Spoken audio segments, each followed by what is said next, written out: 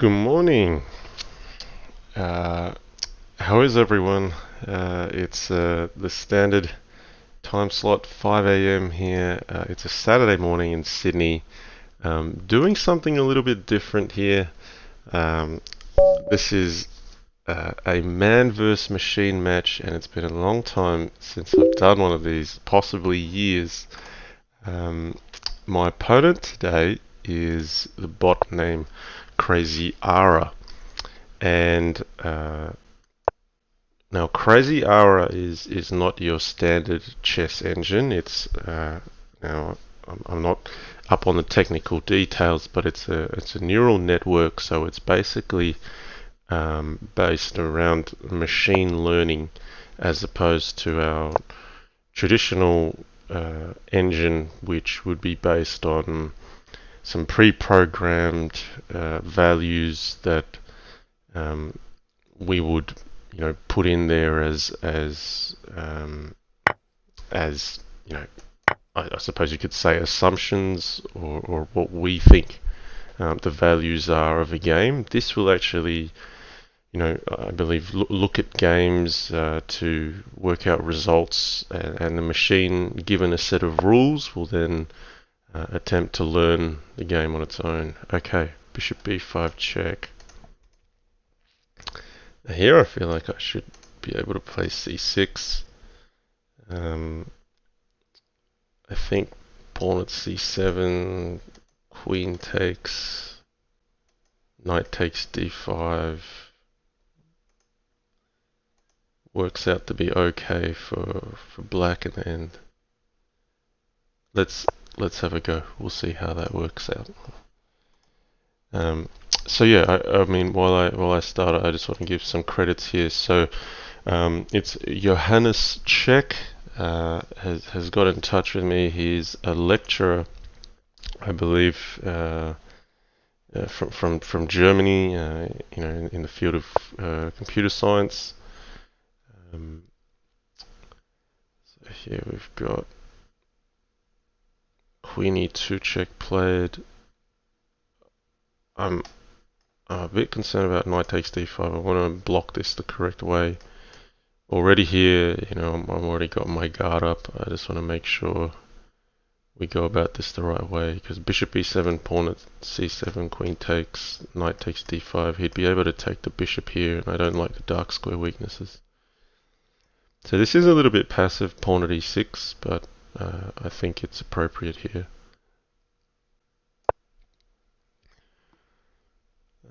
Because this bishop, you don't really want to put back here to d3.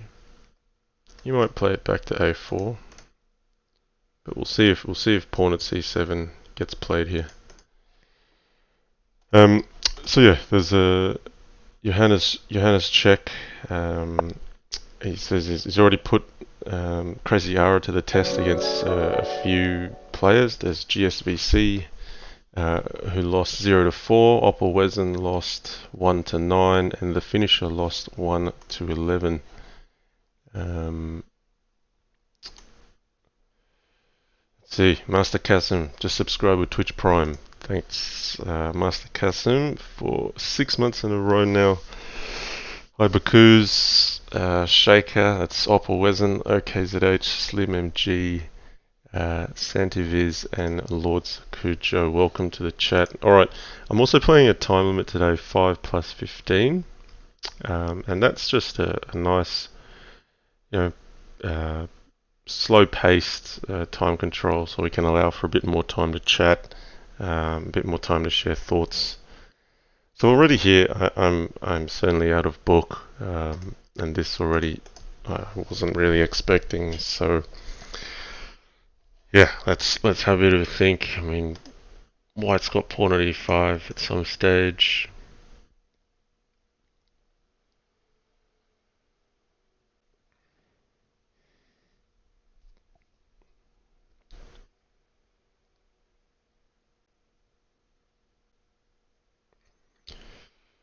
So what's my development plan here already?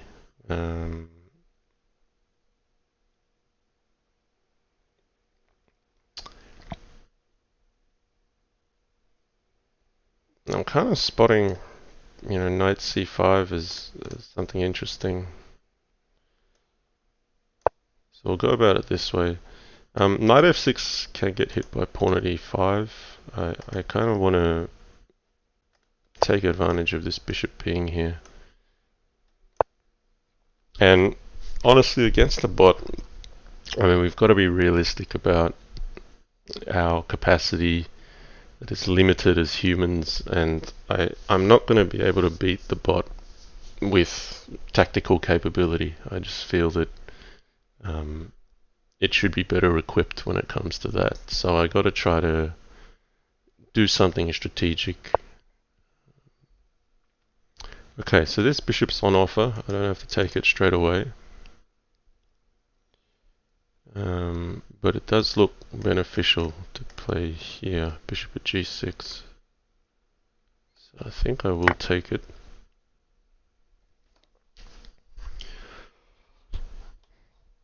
And Oppo isn't saying, and the win was on time, Jan. So he's saying in his results. Okay, alright. So, yeah, strategically this looks a little bit odd for white. I don't know, there's much of a benefit from d4 here. d4, maybe queen e5 is a problem, because I have a weakness here, dark squares.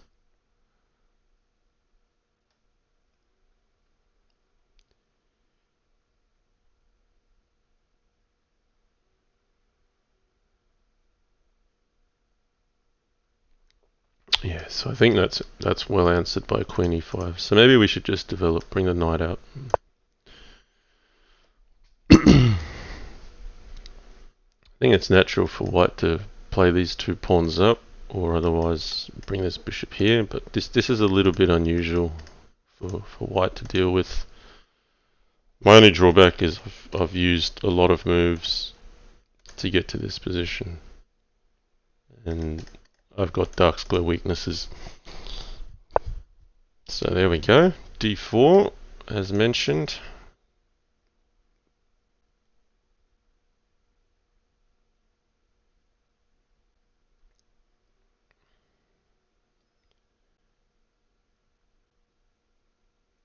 So I want to play bishop e7. That looks like it makes sense.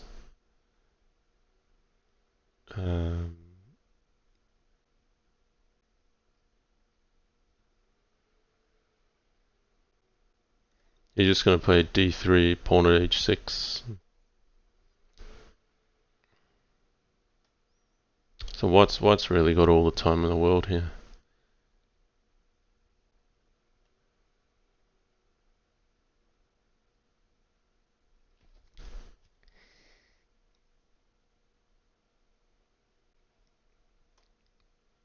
Okay.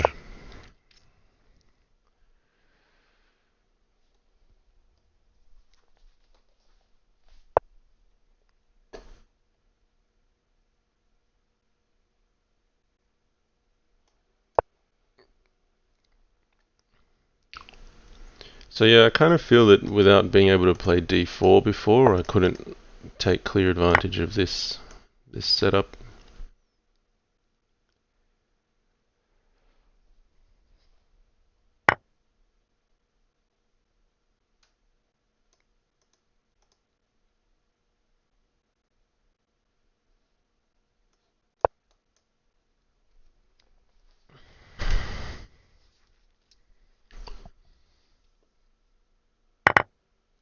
Okay, so it's gone to sack.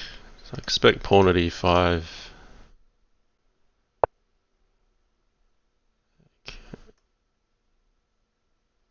I could bring the knight back. Pawn f6.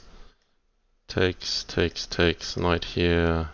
And then everything crumbles. I think I'll just opt for king h8 instead. It'll be interesting here to see if it decides to play pawn at h6. Or take the knight. It's taken the knight.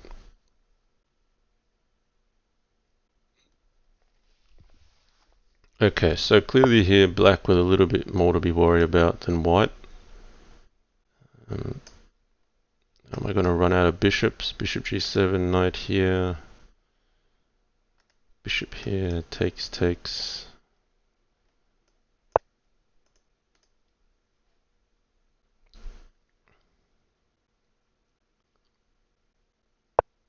Well, if it rinses and repeats, I'd be happy to take a draw, which is a bit technical.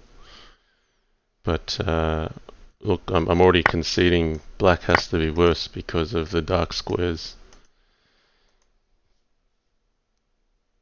So if he just rinses and repeats, and then there's bishop at h4, pawn at e7, sack, bishop pawn at f6, takes, takes, bishop at e5.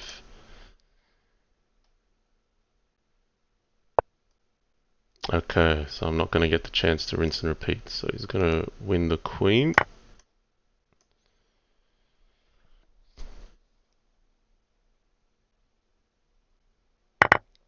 So I have to concede the queen here. After bishop at e5, we'll play bishop at g7.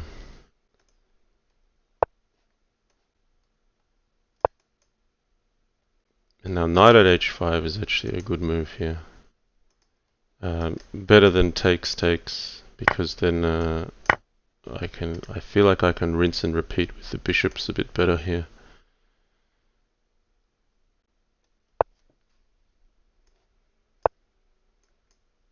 Whereas when if knight at h5 was played while the queen was still on f6, I felt, for example, if I just go back here, if knight at h5, bishop at e7, I'm not as happy when he plays knight takes g7.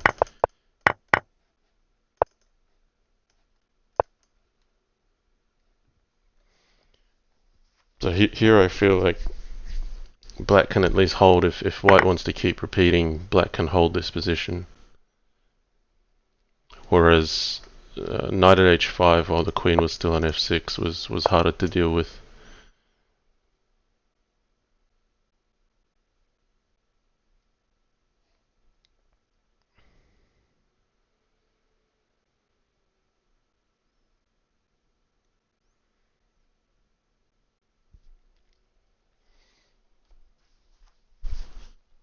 Alright, okay, it's not repeating, so that's interesting.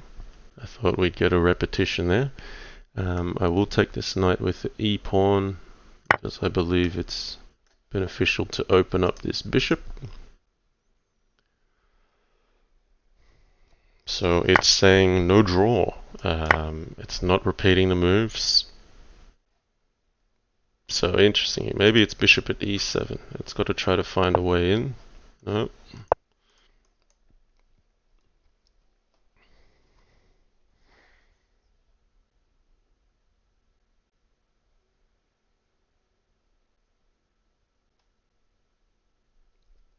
So maybe pawn at g5. And then, yeah, I don't know if taking it, maybe because black gets knight at f4, maybe it's going to assess that repeating the position is the best option it's got here.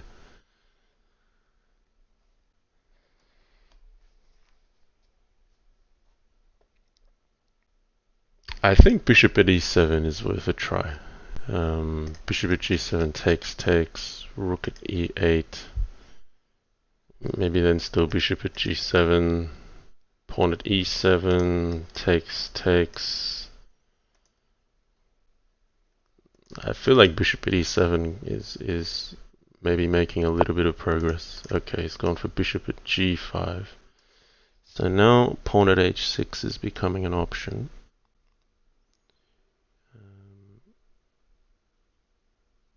If I play bishop here, pawn at h6.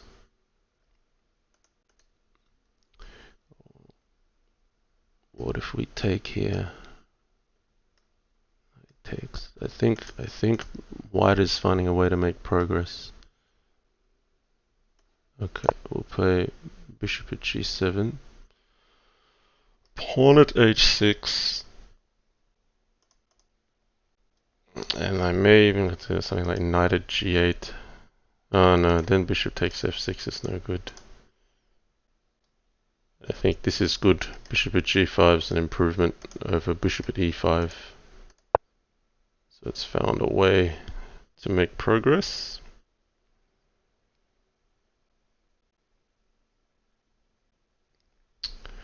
So if I got to take this, I'll play knight at f5.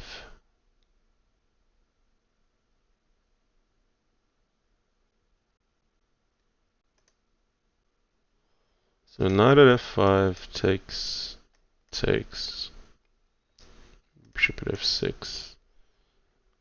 Knight at f5. I think what's more critical is defending g7 at this stage. So play knight at f5.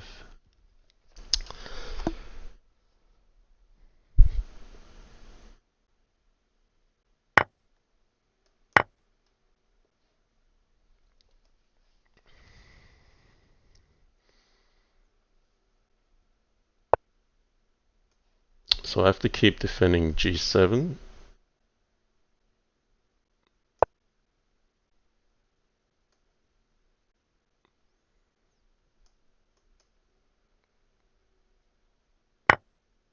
So questionable which knight is better to take with here. This knight kind of supports f4. This one, a knight on f5 is always a good knight. Just a question if queen e7 comes into play at some stage. So let's say you take bishop at f6. You defend with the knight again, rinse and repeat, but white has a knight in hand. I'm just seeing if it becomes more dangerous later on. There could be some kind of knight e5 as well, which opens up a threat here. So I'll leave the knight on f5 actually. I think I'm disadvantaged if there's a pin and there's a target on h5 and knight e5 becomes useful. Okay. So the rinsing and repeating continues. I could put the knight on e8 or h5. Again, I feel like maybe e8 because I'm disconnecting my rooks though. So normally I wouldn't be thinking this deeply, but yeah, against this kind of opponent, you've got to consider like knight at h5. Maybe things crumble after knight h4. Knight at e8. Is there queen e7 can't really hurt. Alright, we'll put the knight on e8.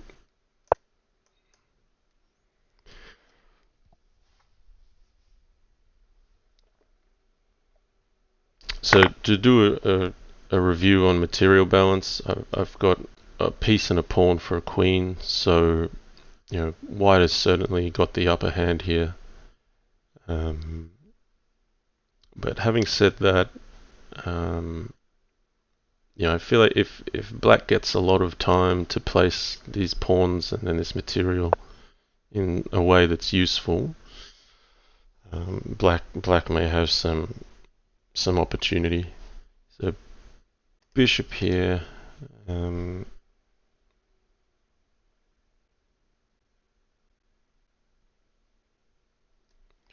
I feel like I get a bit of a breather here for a second, but can't really do much with it.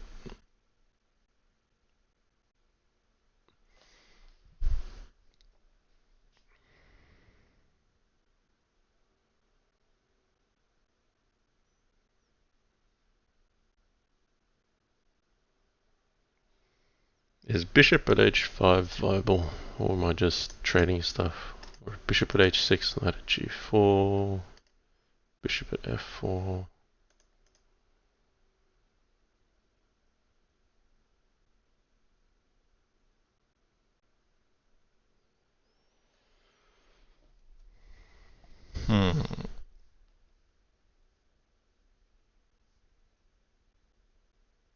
I just feel like white has no immediate threat.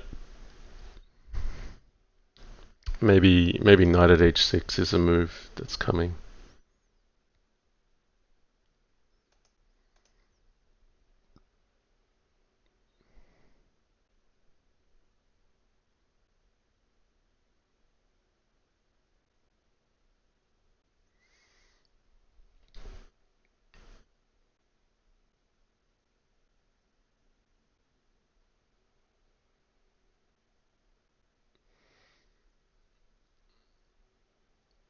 Alright, I feel like I've got to keep defending dark squares. If knight at g4, I'll play bishop at f4, takes, bishop at e5. OKZH, just subscribe to Twitch Prime. Thanks for that, OKZH. Wow, we got 81 viewers. People have turned up to see this today. Thanks everyone for showing up. I think Johannes may have made a post to let people know, but I haven't actually. I've been so limited on time recently. I haven't put a message out myself about this one, so it's great to see people turn up.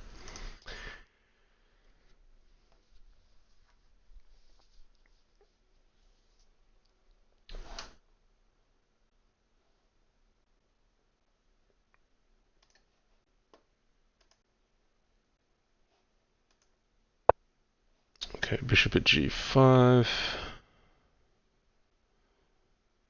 So if I take here,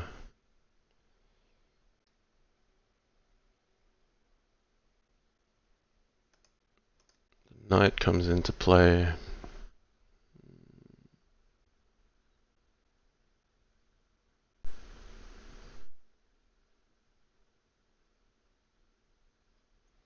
Yeah, I've got to watch for knight takes h7. So what if I play a knight at h5, takes.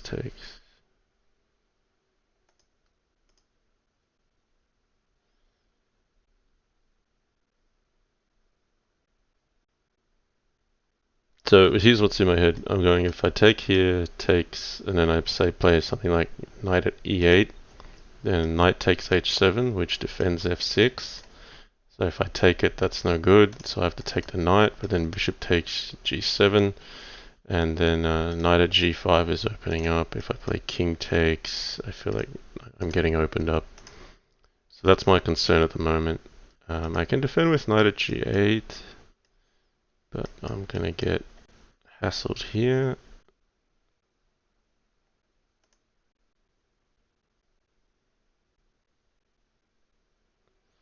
Or, yeah, I can't play knight at e8 because takes, queen takes g7, knight at h5 is coming in. Knight at h5, takes.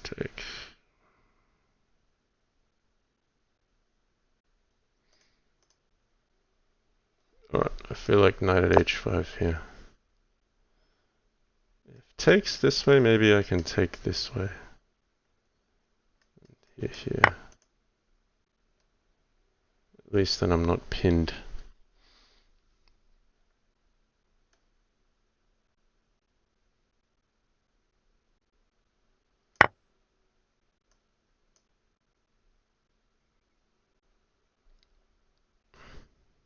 But now I'm exposing bishop at e7.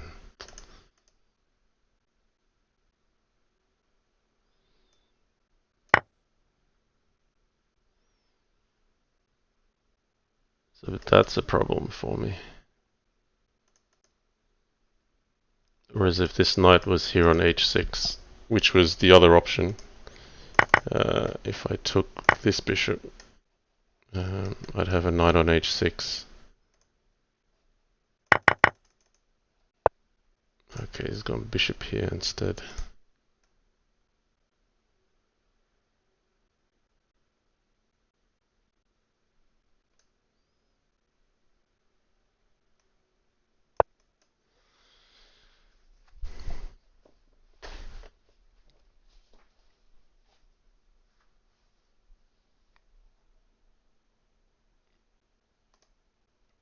Nice. Alright, Iron Juggle 28 says, "Hi Justin, I had an interesting first reaction to noticing you were streaming. Oh look, JannLee is playing a match against a new bot. I get to watch him get the crap knocked out of him for a while. Thanks." Yeah. I'm definitely not the favorite in this matchup. Bishop at e6 or bishop at g6.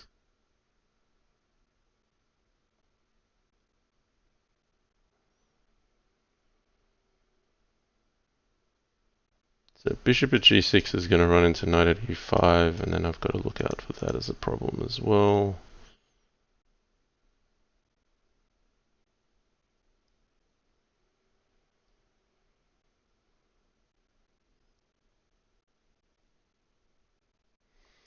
Alright, we'll put a bishop on e6.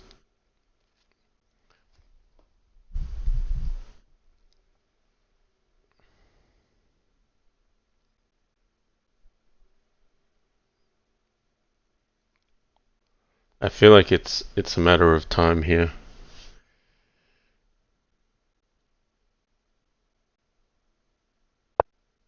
Alright.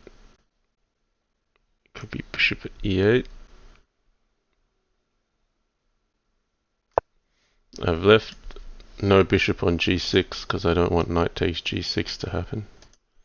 But I feel like takes, and then maybe queen at f8. Like he'll be able to capture this at some stage and then put a bishop here. Okay, queen at e7. Okay, so I've actually exhausted of pieces. And yeah, so now queen takes f7 is becoming viable.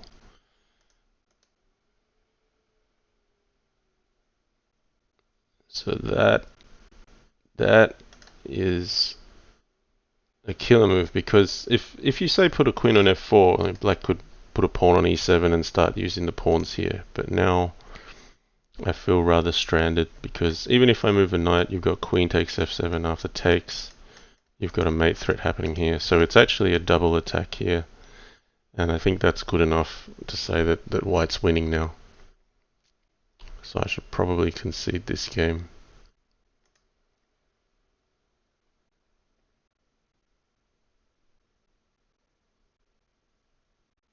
So I don't really see much more here. I can play a few moves, but it's gonna be game over pretty soon.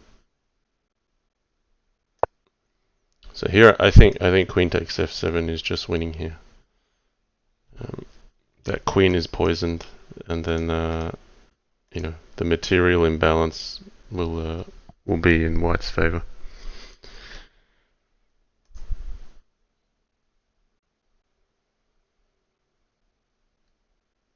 But yeah, interesting here. I mean, I thought maybe after knight takes d3, you know, it was a bit unusual for white, but the bots found the right way with d4, d3 straight away. And unfortunately, I wasn't able to play d4 because of queen e5. Okay, not playing queen takes f7, but going for the sack. So I assume it's already decisive. Maybe it's queen takes e8. I can take this. Takes, no. Okay, now queen takes f7. So we sack a queen first, then go first. So I just felt queen f7 was cleaner, but it's probably still winning for white.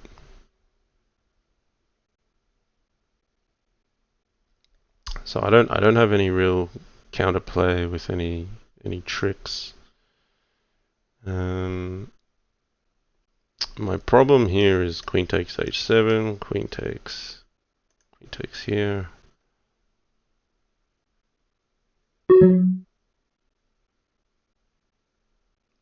Okay, so I feel like I've got to take this. And now queen f8 is mating. It's because you've got knight at f7. No, it's not. Queen. Yeah, maybe pawn at g7. No, it feels like that should be a knockout, but oh, of course, queen takes e8 gets rid of the defender on f7. Then knight at f7's mating. So let's play the last few moves. So I guess that's the difference with the queen getting sacrificed on h5 first. White has an extra knight in hand to put on f7 here.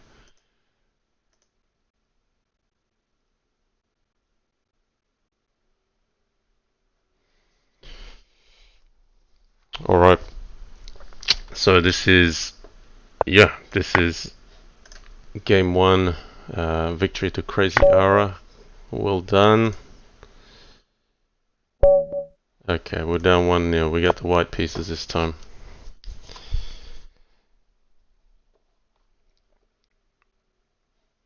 So let's see how it responds to e4. So my understanding is this has mostly learnt through the games of others. Maybe not as much by playing games against itself, though. Yeah, I should let the developer confirm that. Okay, knight f6.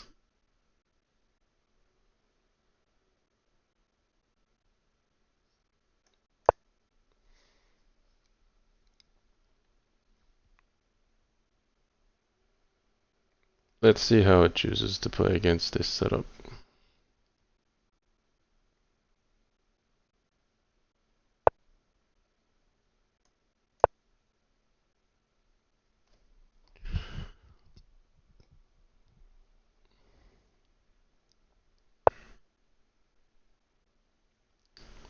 So bishop b5 has been played a fair bit in the candidates. Yeah, we'll give bishop b5 a go. I think I've seen it being played without knight c3 and with knight e2 instead. Maybe there's a subtle difference. I'd be really interested to see if yeah, just see if it plays a6. There we go. So it's got some human influence here in that its games are going to be influenced by what's been played already. Bishop takes.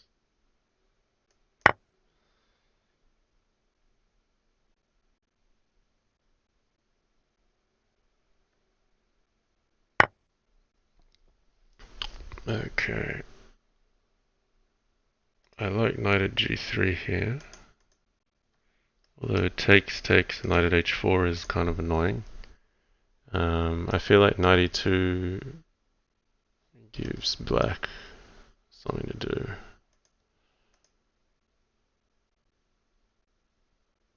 Ah, that's okay. We'll play knight e2. I'm just looking to try to get solid, play f3.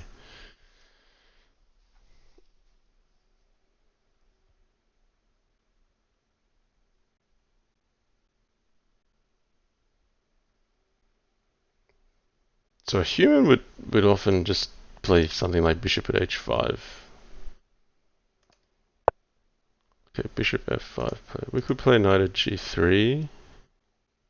Or we can just castle here. So bishop f5 is good before e6. I think castles is just fine.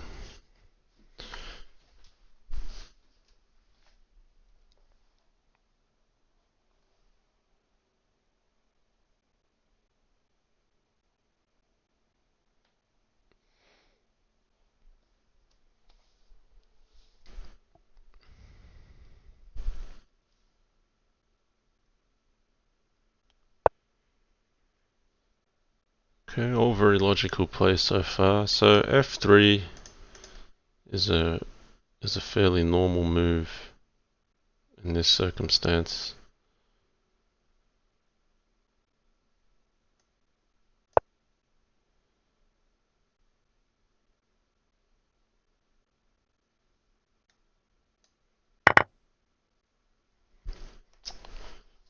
Alright, so from a psychological point of view, playing against a bot, you know, there's a feeling like, oh, you've got to be extra careful, and sometimes you don't trust your own instincts. So I think, yeah, what's important is you've kind of still got to play your game.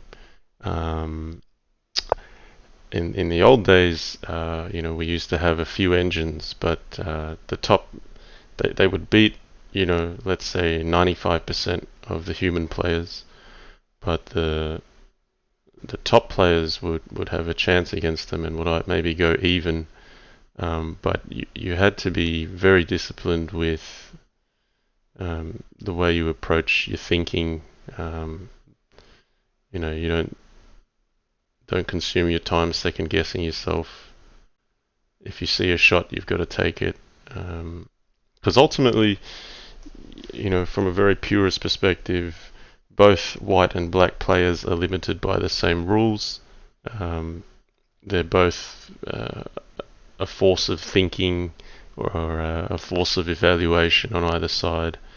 Um, of course, an engine has much more capacity, and its algorithms and all that should be at an advantage. But ultimately, it's two forces playing with the same set of limitations.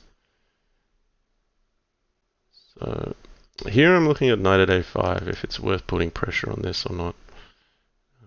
I just don't see a continuation from queen d7, and I don't want to invest the knight here when it's not as useful. This is a logical continuation, h4, h3.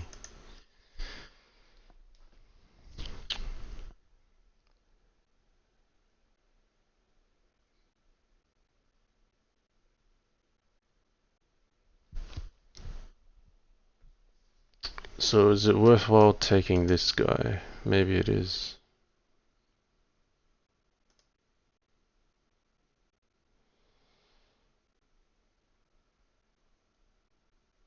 So knight at e3, h4 takes, bishop at h3. So if knight at h3 and he backs off, knight at e3, sorry, and he backs off. I'm okay with it. We'll play knight at e3.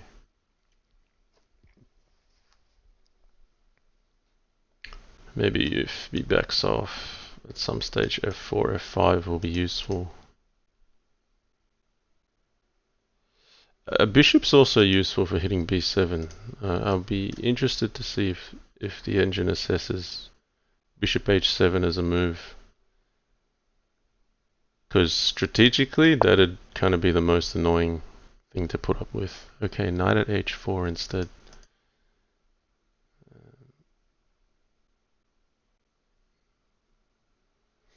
I'm seriously considering knight at a5 here, because this is a weakness.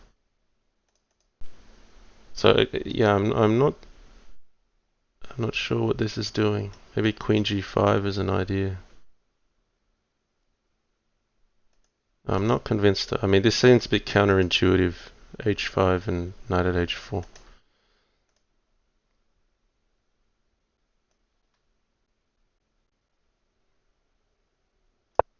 So yeah, now with the option of taking this bishop, like bishop at b7 is a way to continue to penetrate on c6.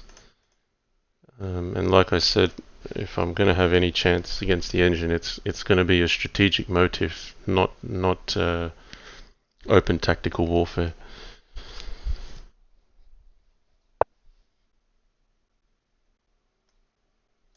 Alright, I'm going to aim at c6. So maybe it just kind of ignores me with c5, but that's the play. Bishop at a4, then black can play knight at b5. I'm not really aiming at the rook. That's not a huge benefit for white. It's more about this pawn on c6. So c5 would be interesting. Knight at e3. Okay. Oh, we've got a game here now. Okay. So I have knight takes c6. And queen g5. It's not anything to be worried about. Pawn at g3 because this is covered. Yeah, I could be wrong here, but I'm assessing this as better for white at the moment. Okay, let's see if I'm worth my salt here. Let's see if I'm just missing something. There's knight takes, knight takes. mean, he's got knight takes c3, I suppose. Knight takes here.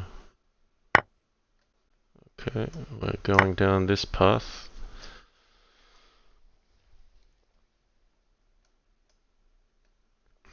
Could be pawn at g3 to follow. No. Okay, do I want to play pawn at c6 or capture this? That's the question. I think I have the time to take that. So white's a pawn up as the position stands, but I need to consolidate here. So there's pawn at c6, bishop takes a6. I've got progress on the light squares.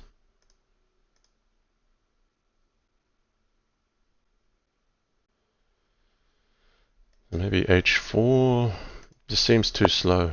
Okay, that's the trick. He's got a fork here. That one I missed. Okay, well I probably have to part with the bishop here. Otherwise white's looking good in this position. So that's the miss. I mean, it's not that white's so bad, but that's why white is not necessarily better.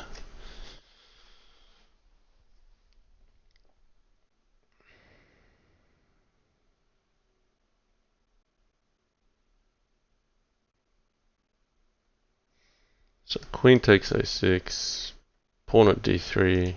I mean, look, this bishop's naturally going to come out here if you do something like queen at d3, so I think we've got to shut this down with a pawn. But now black has things to play for, so unfortunately, where I thought strategically I was stronger here, that's been very effectively thwarted.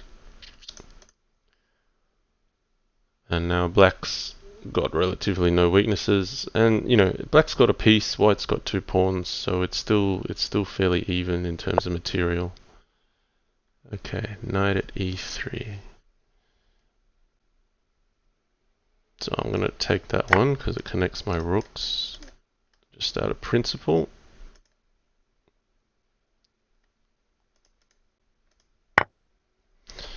Alright, so this is a game.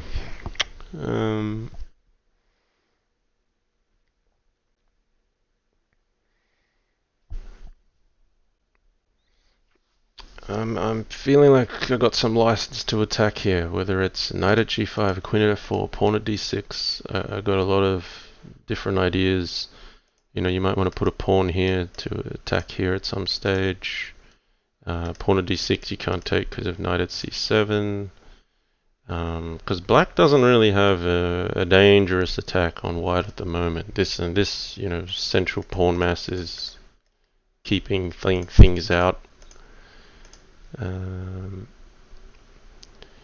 knight at g5 I feel like makes black play a bishop on g8, or bishop on g6 you play knight at f4.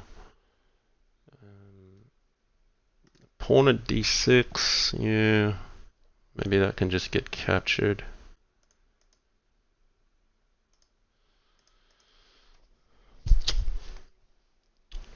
Because I'm not too concerned about a capture here yet.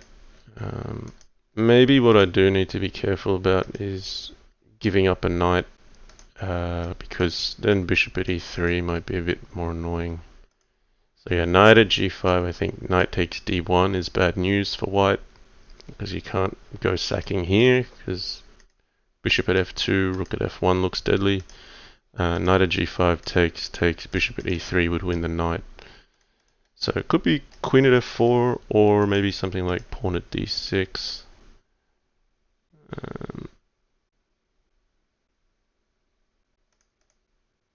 I'm liking pawn at d6 here.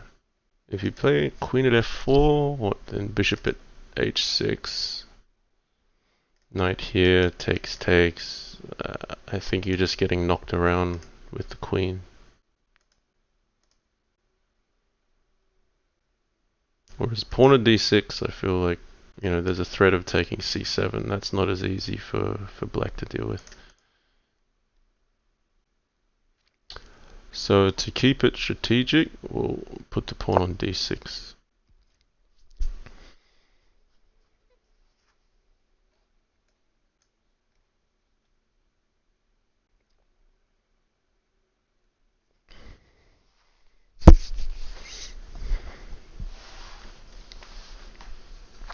So, Smash says, if I was playing a human, I'd play at G6 or something. But don't want to feed the robot for nothing. Yeah, fair enough. Okay, now maybe if king here, rook at f2 is what's...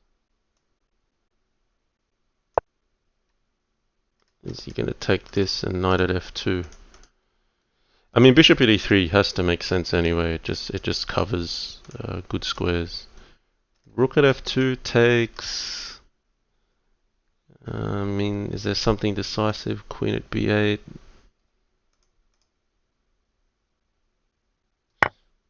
Okay, takes d6.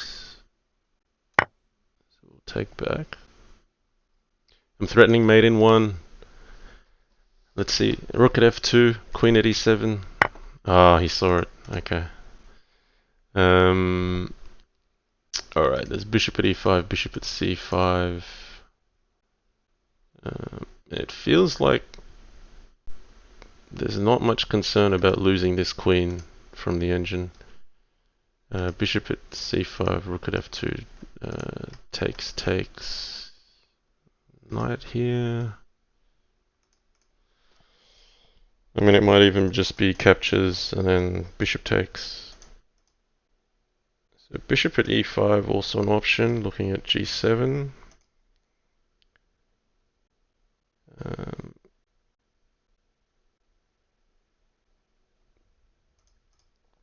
Maybe bishop at b4. Just so that queen takes c5 isn't playable. Splitting hairs here. I don't think I'm getting mated with queen h2. Right.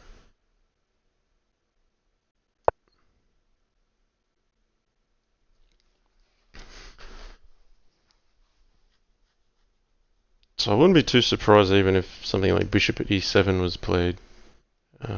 My problem is here, knight at f2 is very deadly, so even if I win this queen, I'm stuck with 3 knights and a queen. Ooh, okay, sack on b4.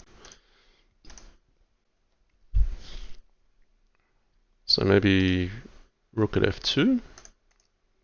Material-wise, I'm up here, a queen for a rook, but a lot of pieces still in the hand for both sides.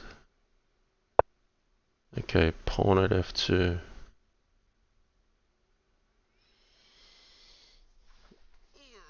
Do I not? I really don't have a mate here. I trust the machine that there's no mate, but I don't think there is. So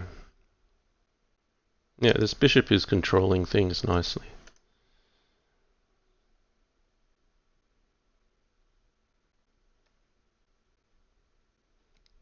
There's nothing with knight at f6.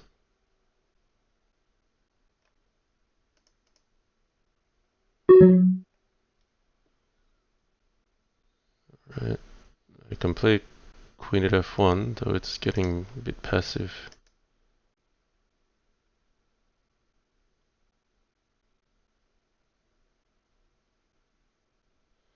Right, time is ticking, time is ticking.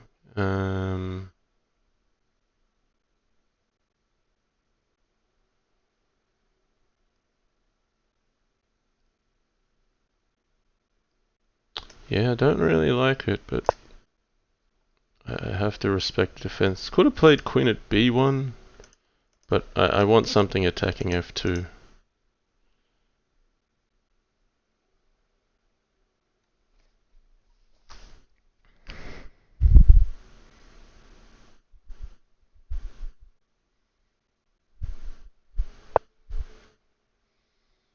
So I could take with the queen or with the knight.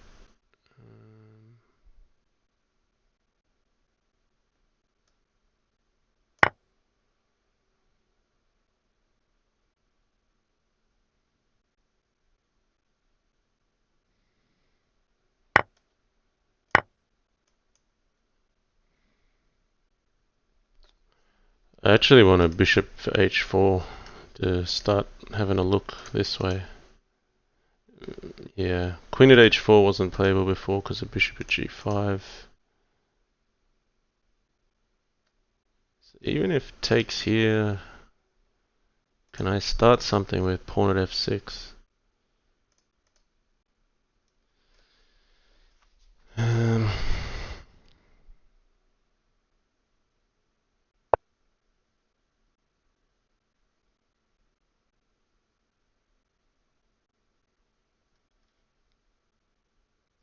Yeah, short on time. Or is a knight at g6 something?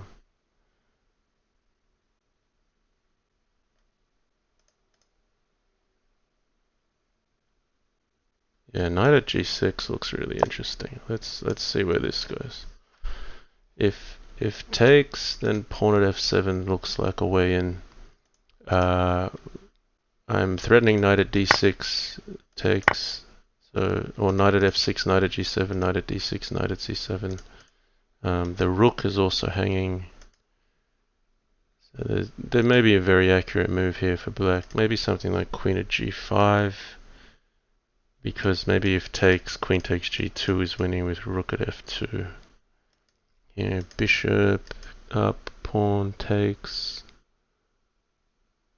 Takes. Ooh, queen at g5. Queen at e7, okay.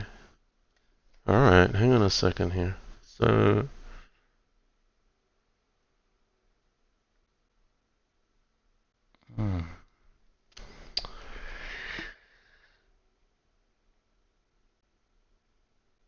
can I play queen at d6? I mean, that's an insane looking move, but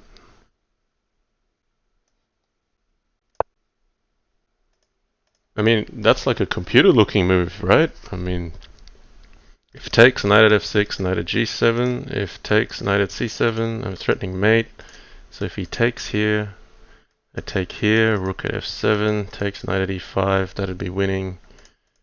So I think he'll defend with bishop at f8 or bishop at f6. No, okay. Is this not winning? Is this not winning? Surely. Okay, he can run up. No, this is mate. This is mate, guys. Queen at d6. Queen at d6. What a move. Knight at g6 and queen at d6. I feel like I'm beating an engine with the moves of an engine. Knight at f6. Let's finish it in style here. So king can't go here. We've got queen at f7. I can pre-move. All right. The humans aren't dead yet. We're 1-all. Representing the humans here. Representing. Happy with that one. Really happy with that one. Queen at d6. Yeah. I agree, Shaker 90. Clip needed. Clip needed indeed. And I'll be honest, I only had about like 2.5 hours sleep before getting on this stream. I stayed up too late last night, so yeah, I'm like, well, where did all that come from? David Hanley, thanks for the 100 bits. Okay, e4. Let's actually play e5. Now this is theoretically not good for black, particularly against an engine, but let's just say I'm going to claim space and go for it. Okay, knight c3. I'm surprised with knight c3. I'm going to play bishop c5.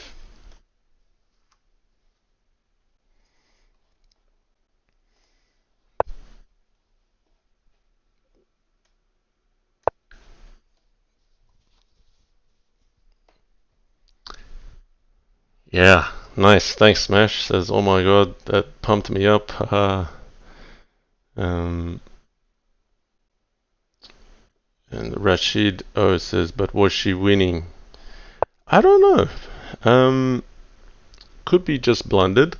But not. I mean, after knight at g6, I was more concerned. Actually, queen at g5 was never going to be a defense because knight at d6, knight at c7. I mean, you could go look it up with Stockfish. I might have just stumbled upon a crazy win with knight at g6, queen at d6, and forced it from the engine's hands. That is possible. Um, but wow, like I just even against a human opponent probably wouldn't normally consider moves like knight at g6 and queen at d6. That was pretty thrilling. Uh,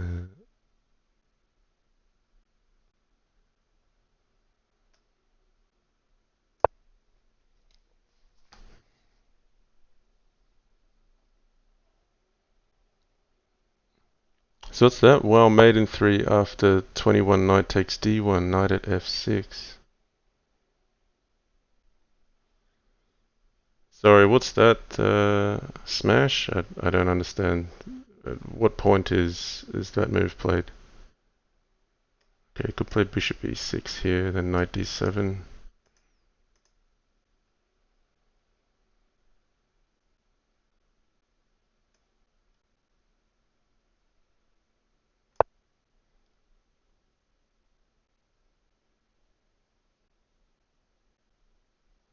Knight at f6, gf6, knight g7.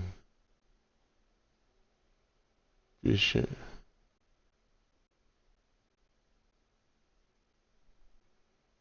Oh yeah, right after I played at d6.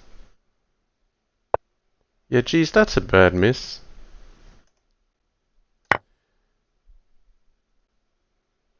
Hmm. Yeah, why didn't I play that? So it's just miss mate in 3. So okay, that kind of dampens the apparent brilliancy from the last game. CrazyAra missed an easy mate in 3, which I did as well. I'll go back on the next game and I'll point it out, and then we'll probably all have a lot less respect for the engine.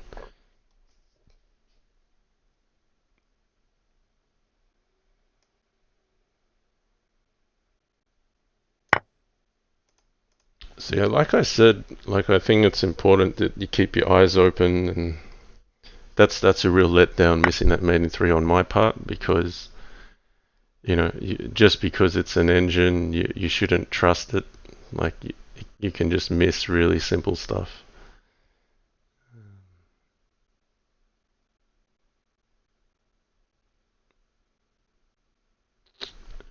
Yeah, I didn't really get what I wanted out of this opening. I think opening up here with d4 is a good move.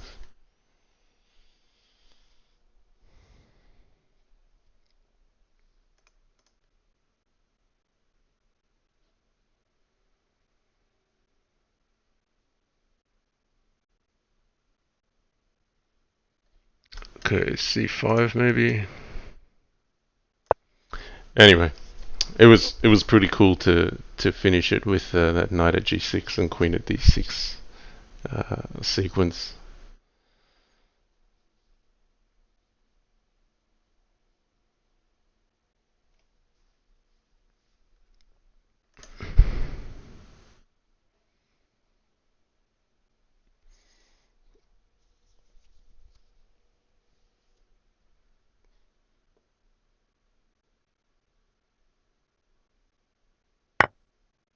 Oh wow, queen takes f6.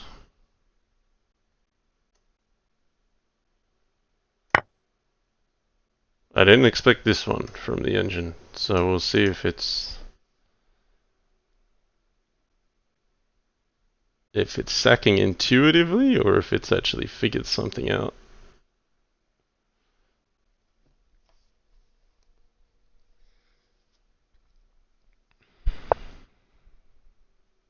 Okay, so there's a knight at d5, which is coming in.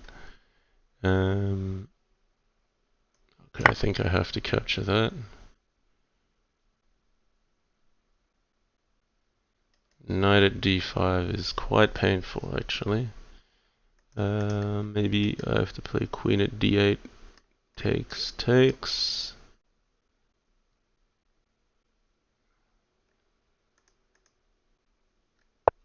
So the piece is only sacrificed for a moment.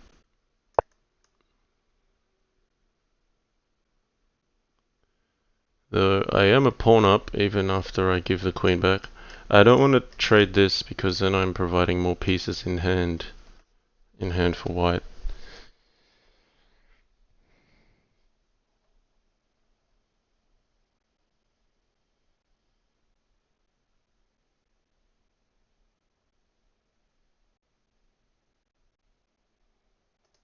Alright, nice. Rainbow Dash 54 says Stockfish says your queen at d6 brilliancy was a total blunder. Your val went from +8 to -5.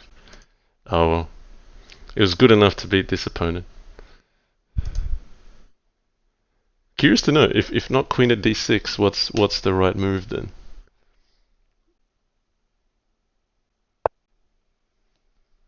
Okay, bishop at g7. Oh, I missed this. Because takes queen at h6. This one I missed. I thought I had it all covered, but now I don't. Queen at h6. I probably have to part with the queen.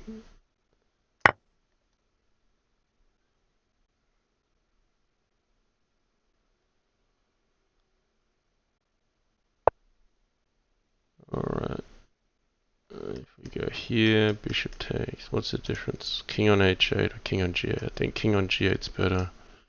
I don't really want to give the option of queen takes f8.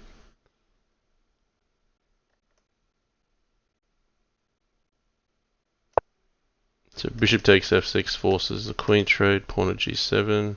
If takes, then pawn f6 I'm not as concerned about.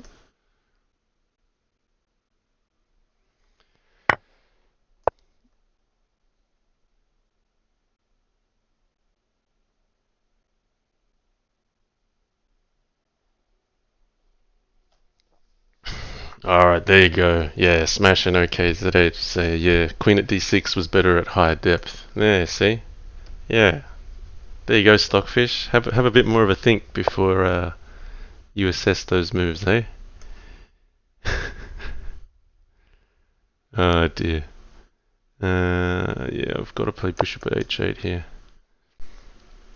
Oh, I mean, just instinctively, queen at d6. It looks like a very nice move.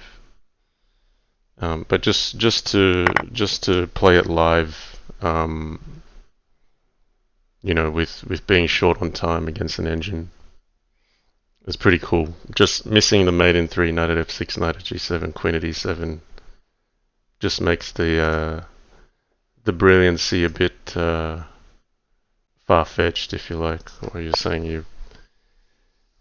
Ah, damn, he's got queen at f6 now. I have to run up. But I'm probably mated with bishop at g5, right? Takes, f4 check, and then... Okay, he's gonna play this one first. Now this is mated, guys. Even without bishop at h4, he could have just put the bishop on g5 straight away. I've just missed this sequence here with queen at f6 and bishop at g5. So yeah, a bit loose there. I don't know if bishop e6 was right in the opening. I was happy with what I got. So a bit of a loose game there, but yeah, excited from the previous game, of course. All right, let's go with e4 again. Nice, Ademari says, doesn't matter if you lose every upcoming game, we will always have queen at d6.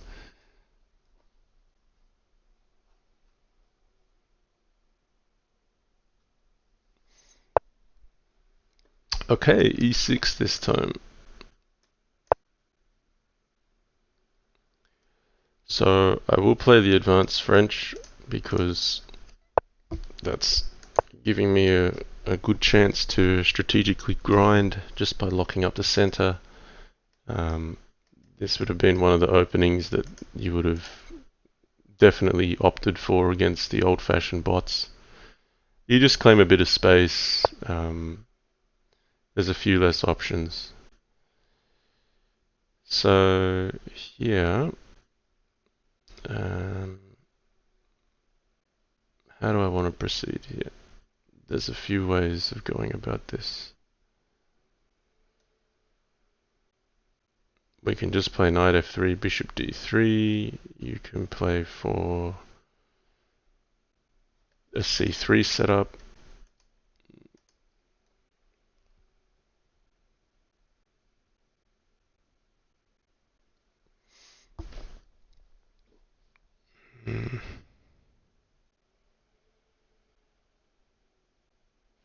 I think what's interesting is because the bot has been based on, learning through human experience, human games, it may actually have some pretty serious tactical flaws relative to what you would expect, which are strategic flaws. So yeah, can I take this? There's a line here, isn't there? I think this is maybe what Stockfish recommends. Some idea with bishop e7 and you put a bishop on c5, in fact.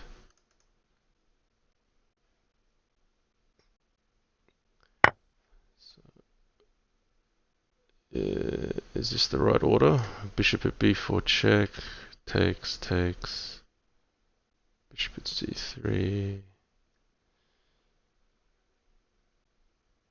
Trying to retrace some kind of theoretical line here. Or is it takes knight at h5?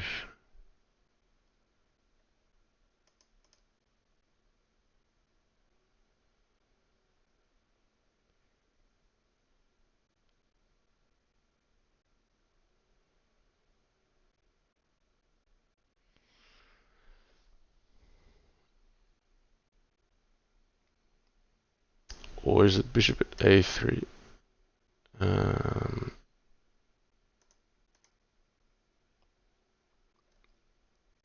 I just remember it's quite annoying for black if you can't castle. So bishop at a3, bishop b4, c3. That can't be right.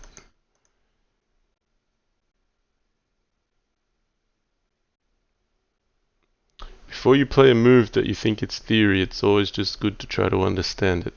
And right now I remember this idea, but I don't really understand what happens after bishop at b4. So I'm just trying to figure that out.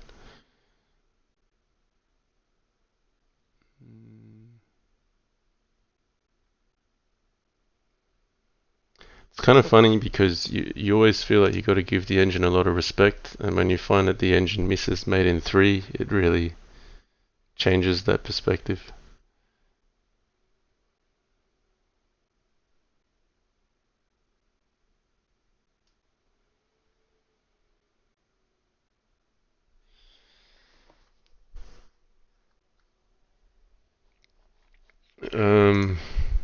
Smash says, do you have any pick for your current Immortal game? Any that stick out? No, I don't know. I'm pretty happy with knight at g6, queen at d6 there. I don't care if I miss mate in 3 before, but in that situation to find that kind of move against the engine is pretty cool.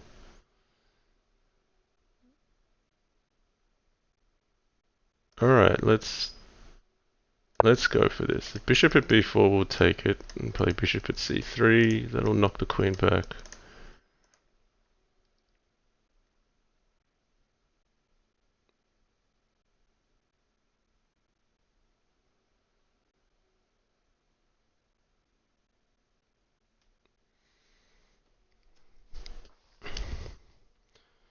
I mean, sometimes, as logic would have it, you've got to play a brilliant game. Sometimes it doesn't matter if something looks... What? What? Yeah, if something looks pretty, then it's got aesthetic appeal. What is knight h4, guys? I'm taking that queen for sure, right?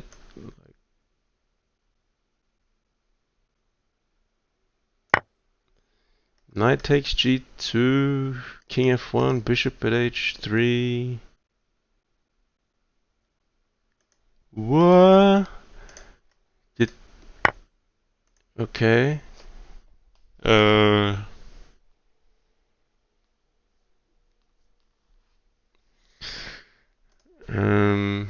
Okay. King here. I get it. Maybe bishop at h3, and it can try to win the queen back. But play king d2. Like this is very interesting to say the least. Um,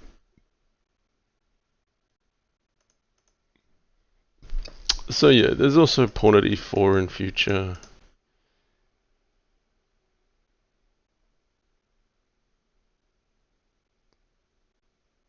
I mean, maybe knight takes h4 should have been even considered here. I just haven't really thought about it before taking the queen.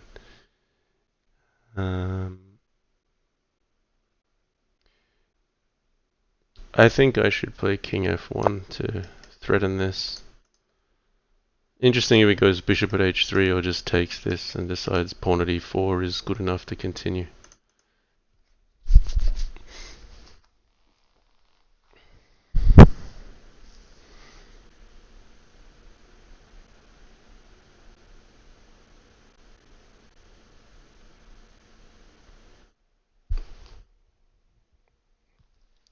Let's just hop back here a second. If knight takes, knight at f3. Alright, never mind that.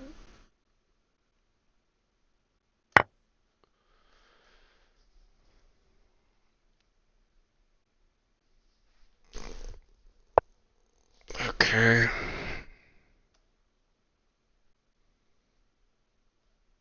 I could try to preserve the bishop.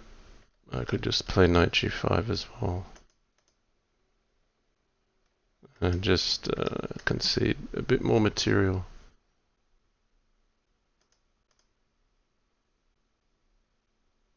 Because this pawn is valuable for hitting f3, see. It's not so bad to distract black by taking bishop. If I play bishop here, then bishop at d7, and it's like you kind of trade black's pieces to help him out. Unless I play bishop b5 and then head back.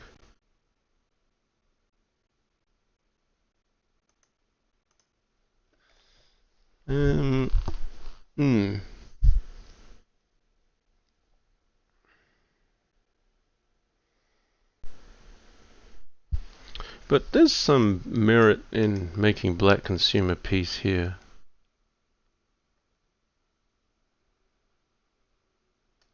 And back here, takes, check.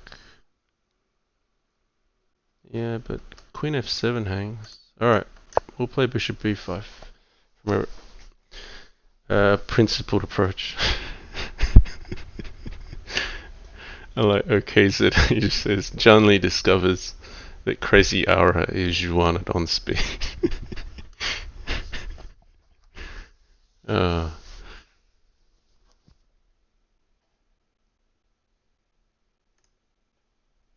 Alright, let's see what this Opperwesen think the JannLee Immortal game is. Hang on.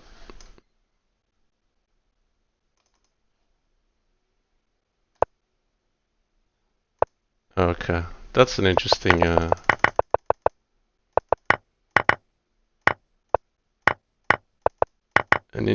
choice.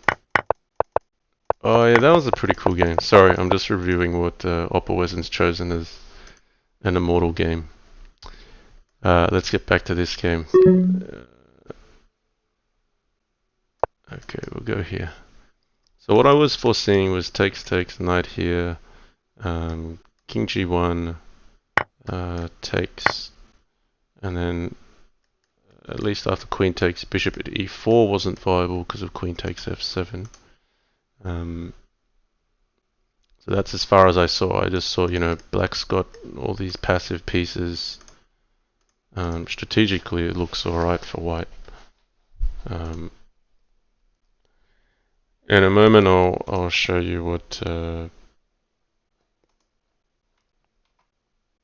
Opperwesen considers my immortal game, just for fun. We'll have a look at that. King F1 maybe? Or King G1?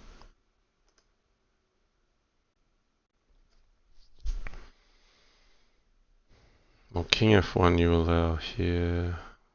I'm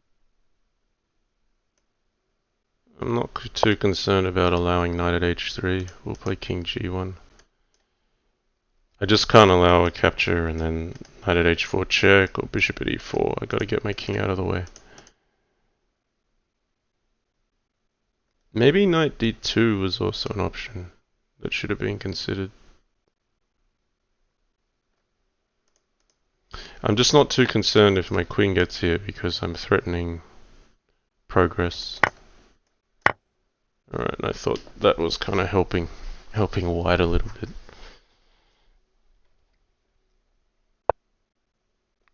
Can I not take this? Oh, maybe it's not, mate.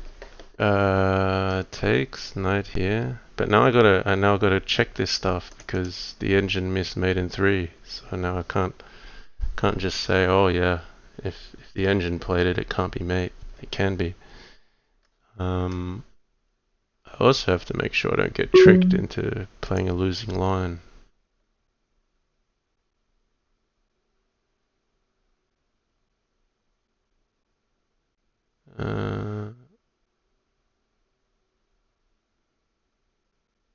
Maybe it's not as good as I thought it was.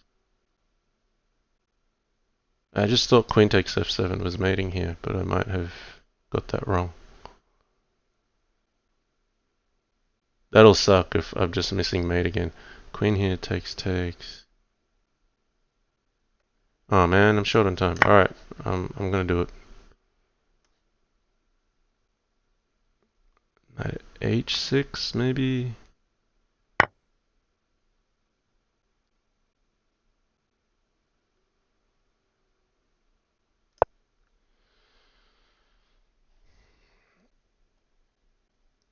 Oh, this is cool. I get 15 seconds increment. That's a lot. I don't see mate, but instinctively I'm looking for something like king e8, queen f7, queen takes e7, and knight at g8. Though I don't think it works. I just kind of ran out of time. Pawn f7 doesn't look like it's. Oh, maybe queen at g8 there.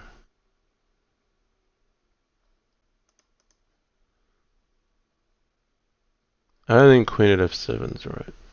Maybe this is something though.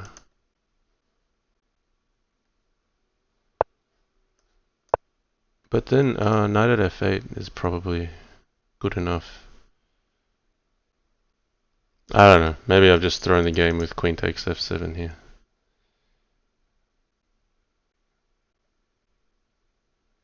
Just lost a bit of focus. Because the point is, if knight g8 here, you can play f8 queen. Alright, he's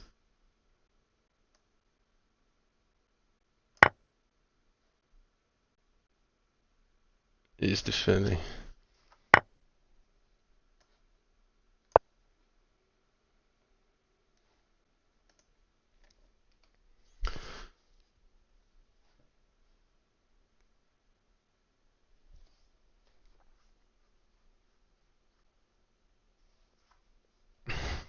Alright, another immortal candidate. Let's see what Iron Juggle thinks. Ah yeah, that one against Bonobo, that's from a while, way back.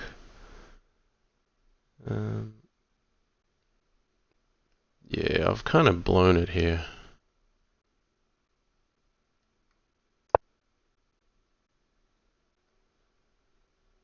Well, maybe I still have something, but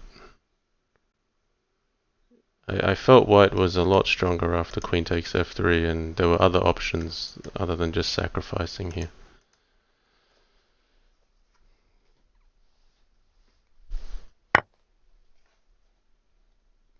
because now that's getting mated. That was a waste of a good position. Knight at f3. No, knight at e2 is the mate. Yeah, I'm going to resign for a second there. Let's just have a look. No, I did promise the viewers I was going to show the missed mate, so let's just make sure I cover that off first. So, where are we? Let's just zoom straight through. I think there was a pawn at d6 move. So I felt white was better here after knight takes c6. And then I had the instinct to play pawn at d6. And completely missed mate in 3 here, which is knight at f6, knight at g7, queen takes e7. So I have a lot less respect for this bot, given it's missed that, but then I should respect myself a little bit less as well. Blunder, bishop at b4, so Stockfish reckons bishop at e5. I was thinking of bishop at e5, but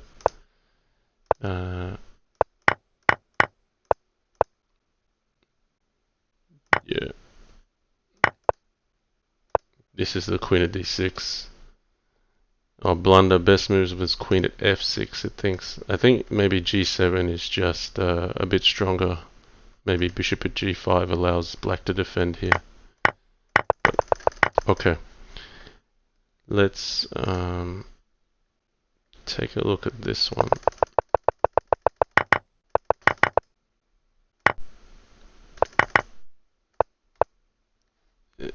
Let's see what Stockfish thinks of knight h4.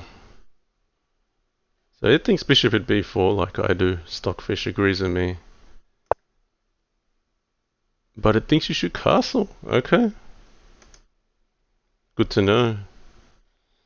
I don't mind castling actually. I can see the sense in castling. You're basically going, look, I've got your queen under attack. After I castle, you can't play bishop at b4 check. I don't care if you trade the knight because my pawn on d4 is defended. And basically white's just claiming space and more pieces in hand. So I think castling is actually an improvement. But then, yeah, I feel like white's better. So, did I miss mate? Queen takes f7, it agrees. What have I missed? Oh, mate in 17, of course. Why didn't I see that? Mate in 17. Sheesh. Okay, so apparently I missed mate. Let's see. This is interesting. Just because we're on the topic of engines here. Is it queen takes e7? It is queen takes e7. So instinctively I was right. And then yeah, I was thinking bishop at c5, but then I should have thought a bit more about if the knight blocks. But yeah, here I just thought the king could run. Knight at c4? I would have played pawn at c5 for sure. Right, so I guess the point is knight at c4 and you can take the bishop. Pawn at c5 is white losing. Yeah, then white's losing. So that's why I would have never seen this, because knight at c4 all the way back here. Yeah, and on queen takes f7, knight at c4 is never in my wildest dreams something that I'm thinking about. But let's see. Knight at h6 I think is, even then it still assesses as good. But yeah, I was thinking queen takes e7 and I didn't back myself. So let's just see how that one worked. Knight at d6. You take here. Oh, bishop takes. Now what's the difference? Knight at c4, when he goes back, pawn here. This is something really obscure. So if you take, yeah, knight takes e4. And yeah, knight at b4. I believe Stockfish. There'll be a mop up here. Bishop on d6 is very good for covering these squares. You've got a knight to cover f7. This knight already plays in the right spots. So if you've got knight at c4, king e7, What's the critical part here? Oh, bishop on e7. And this knight's still useful on e5.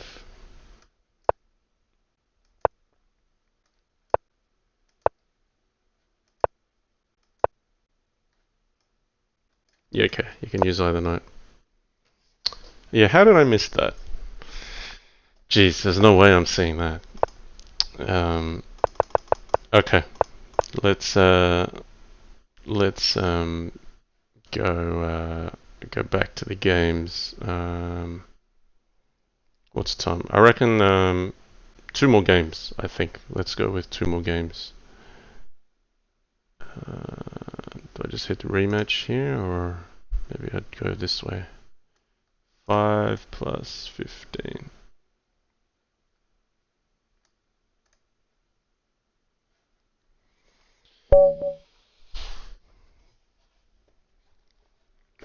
Okay, we're back on. Um,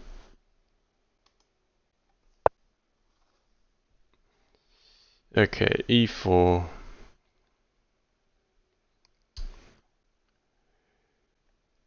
Yeah, let's throw in a knight f6.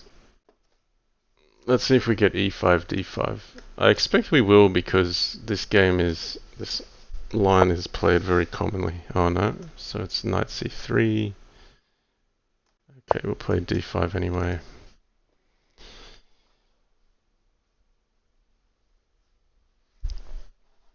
Wow, 140 viewers showed up today. Thanks everyone for joining.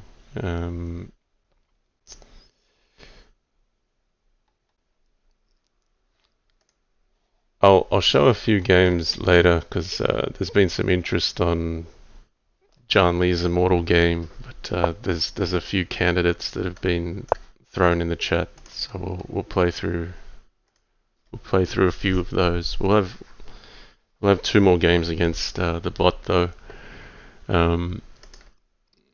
Yeah, it's funny after the queen at d6 find, like I get it. I'm just like, yeah, I don't mind if I lose the rest. That game was something else. Okay, I like pawn at h3 here.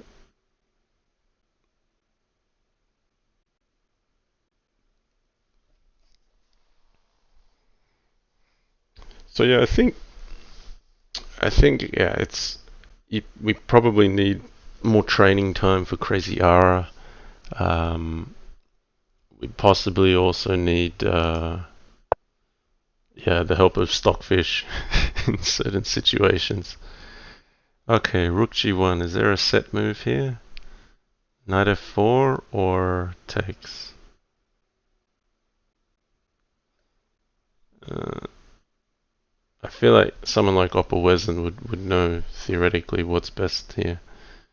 I'm kind of tempted to play Knight F4. Why is that? G3, Knight G2, King here, Bishop G4. Am I overextending by doing that?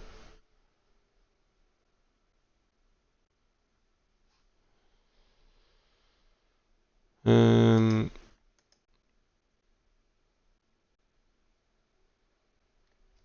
hmm.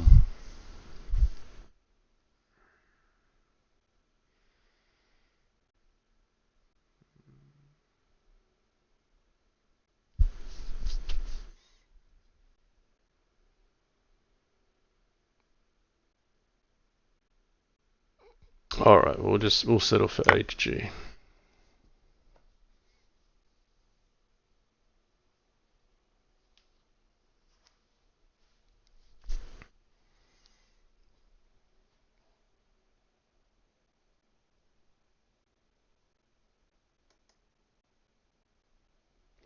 Smash says, JL, what do you want for Christmas? Oh man, I haven't thought that.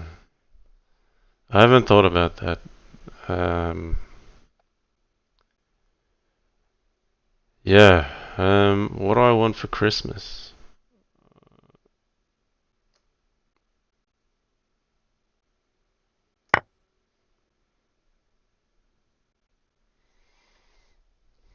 No, no, nothing for myself really. Yeah, I've got enough to be happy about, I think. Um, I mean, this year's been really good. We've just moved into a new place, which has taken, I don't know, like it's been like a 2.5 or 3 year project to actually see it to completion. Um,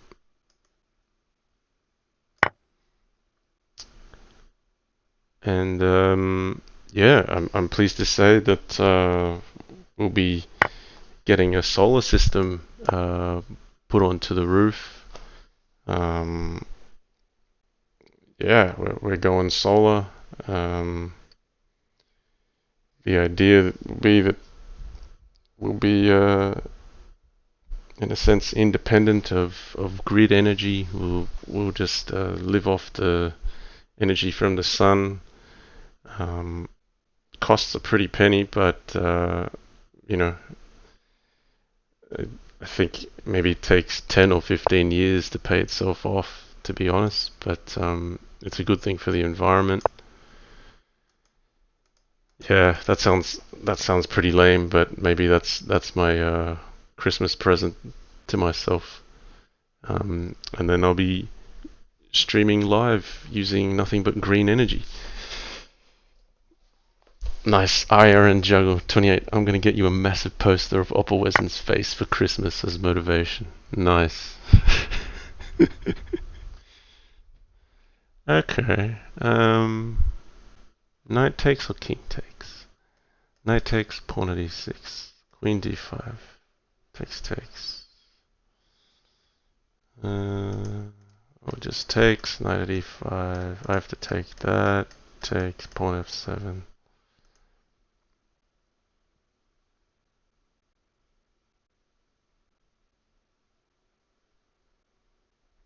We'll take with the king.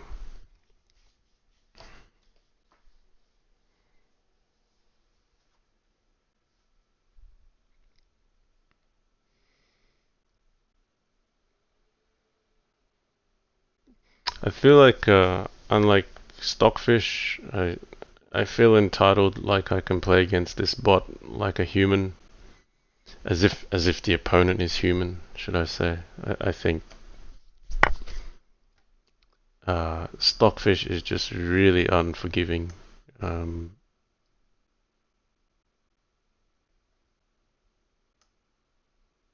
Not that this plays badly, but it's just a different level.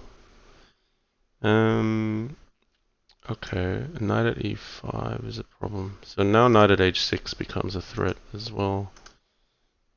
We'll put a bishop on g6 so the king can still go back to g8.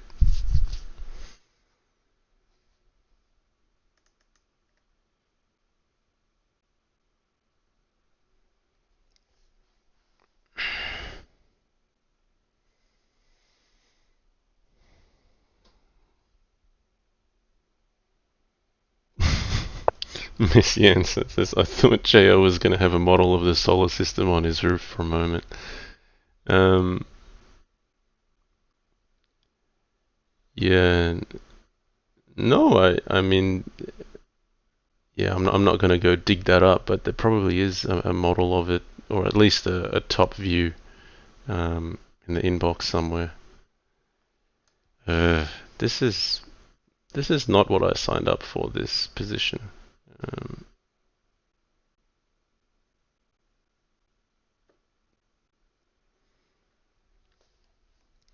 so bishop e4, knight at e5, takes. Can't play here because of knight at h6. Can I run out to e6? I think that's too risky. Takes here, knight g5 check, wins the bishop. But is that so bad? Um,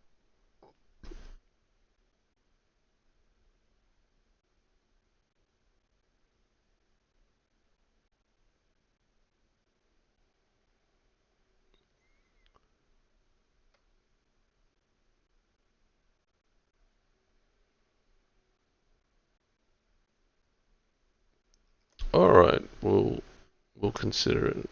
Takes. Oh no, knight at e5 is pretty bad. Yeah, we're not playing that move. Could play bishop at f5, just so that's covered.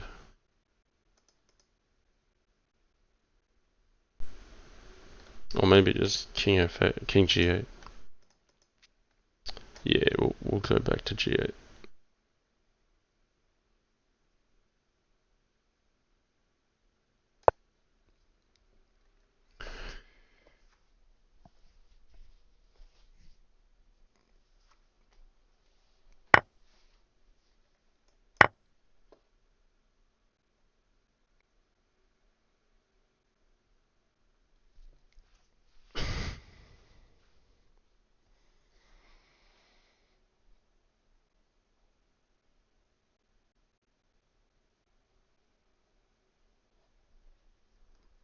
Yeah, thanks, Smash. Says JL answering that with, nothing for myself really. I've got enough to be happy. Is why JL is my role model in life. Yeah, I mean, I'm, I like to think fairly simply on life in that, and you know, for the audience that's watching, I'm quite sure these things are fulfilled for you. But if you've got a roof over your head, if you've got water from the tap, food on the table, um, you're probably ahead of a lot of people in the world, and that's not something to be taken for granted. Um, so yeah, all the rest of it is, kind of like a bonus, I suppose. Um, I'm thinking rook h5 or pawn at f6, but yeah, bishop, knight, and knight at g5, kind of annoying. Yeah. So anyway, what I was saying was like, yeah, I prefer to be happy with what I have rather than unhappy about what I don't have. And I see a lot of people in first world countries that somehow make themselves miserable because they're so focused on what they don't have when they already have so much.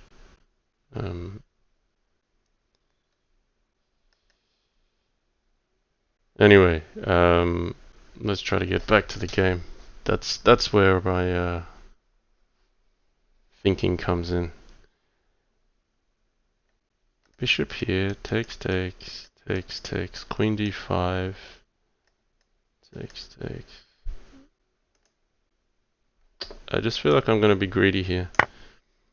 While this does just seem like pawn grabbing, to be honest, there's also the possibility of the king coming back to c8 because the pawn was preventing it from going there before.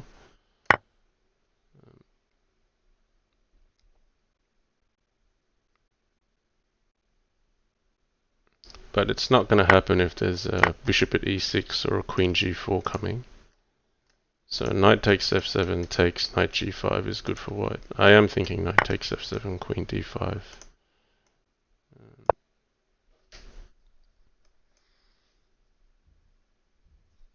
Yeah, I probably had a better way of playing this opening. I don't mind. Just happy to get on the stream, hang out with the viewers.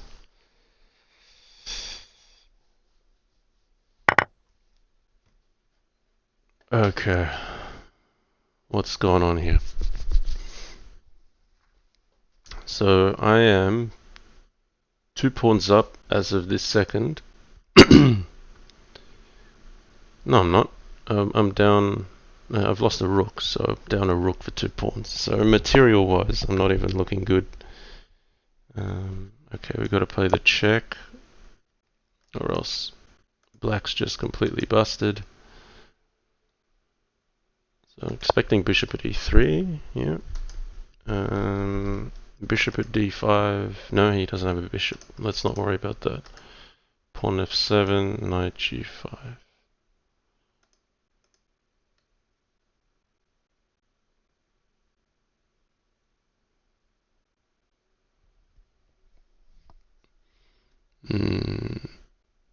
Or is it knight at e5? I can attack and defend at the same time. Let's go knight at e5.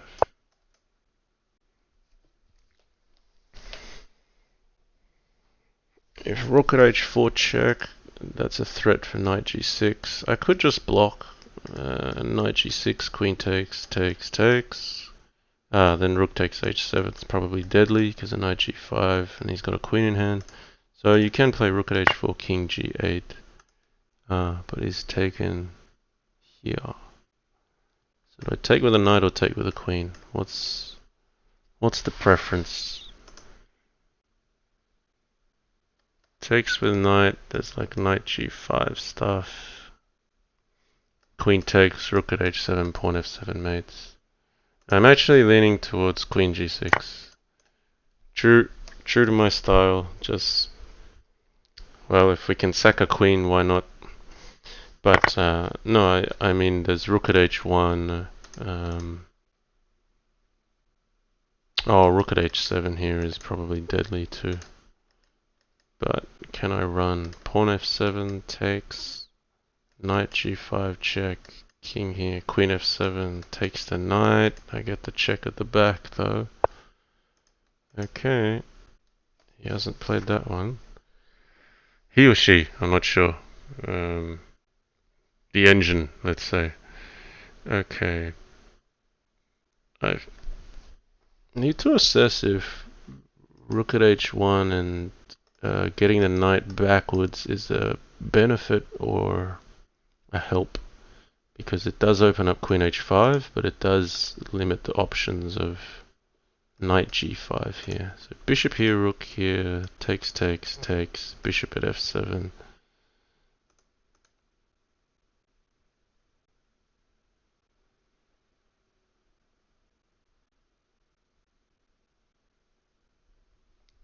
Knight at g2. I don't really. Oh yeah, I got bishop at c4.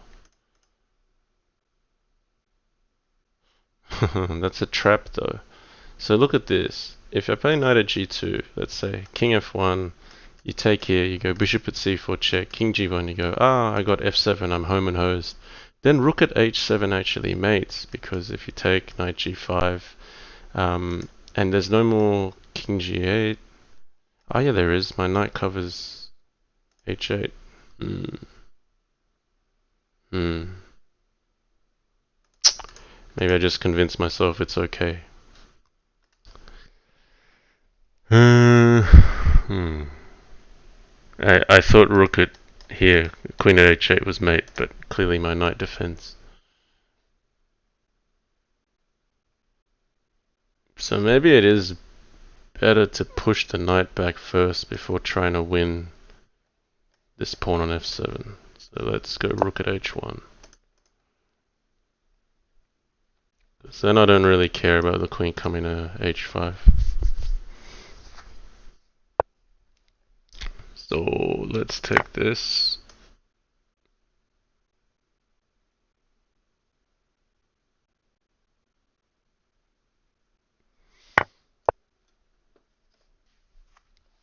So I just need to put the king on a light square. So play bishop here.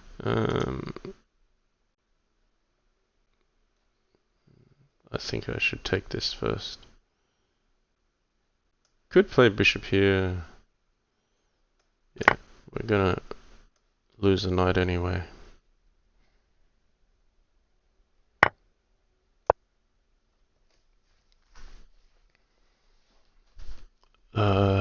And I don't know if pawn at g2 really goes anywhere.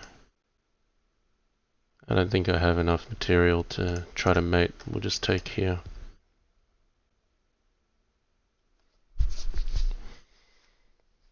But bishop at c4 is a nice move because it also makes white block with one of these pieces. So you put one of white's what might be an offensive piece you make white commit that to a passive position. So that's one less attacker. Now that's the one I want. I want f7, but I'm happy the rook's on d3 because it's not being used to attack my king.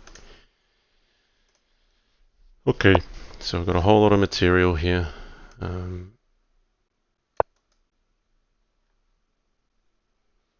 Queen h5, check.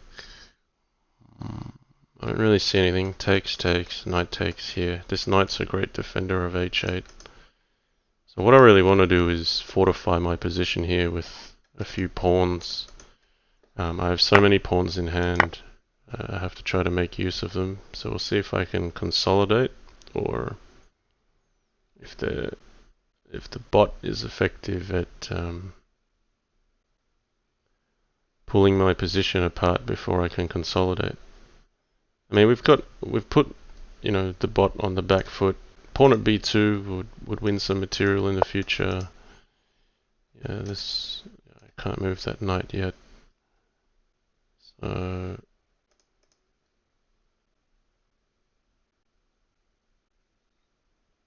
what's a good way forward here? Is it using the rook, or is it putting a knight here? This looks safest. If takes here, I'll take with the bishop.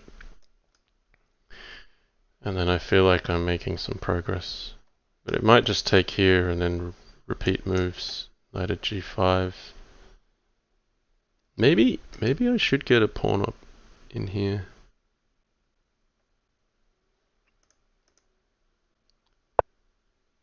Okay, f4, interesting.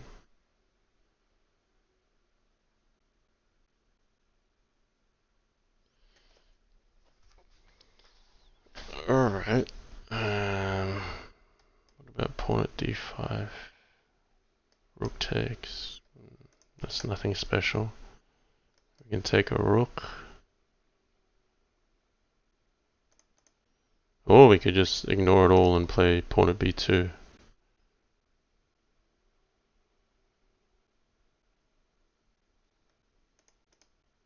Or maybe pawn f5 and pawn at g2. And then you can't take g2. So the king's got to come here.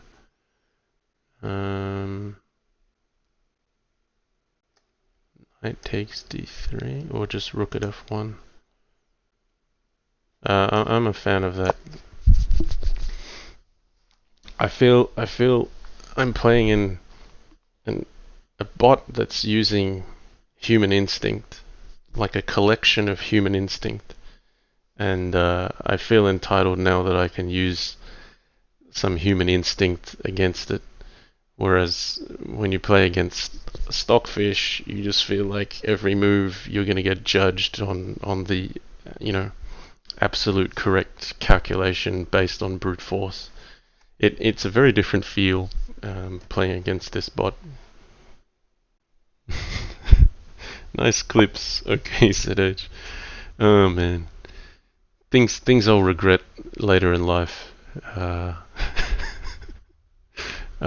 Representing, that's funny. Okay, knight g4 makes sense here. Rook at f2 is possible.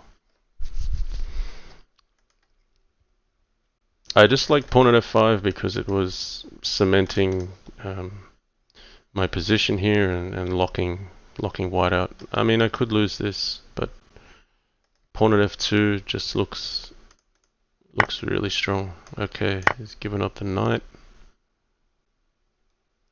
So maybe knight here is coming.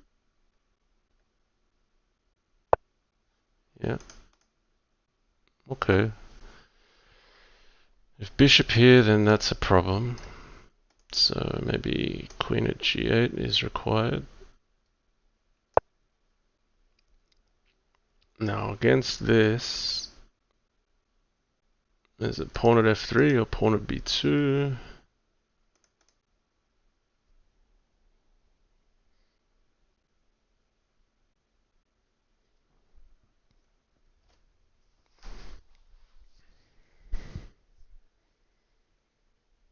Or maybe even rook at b1.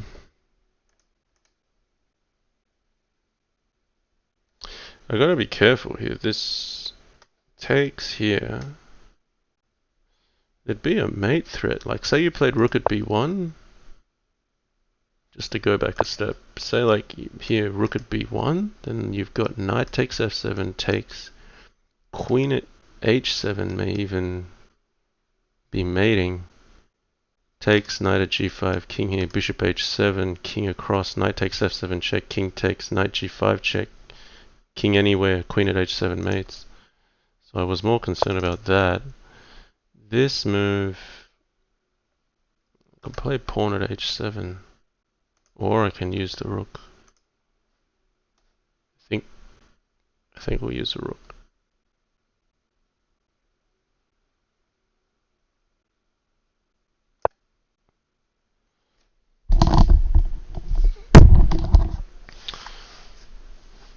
I want to try to claim safety here.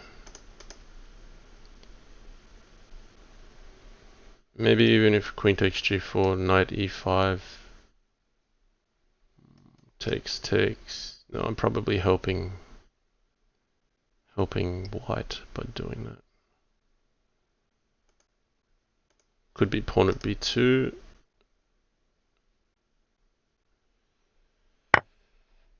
Okay.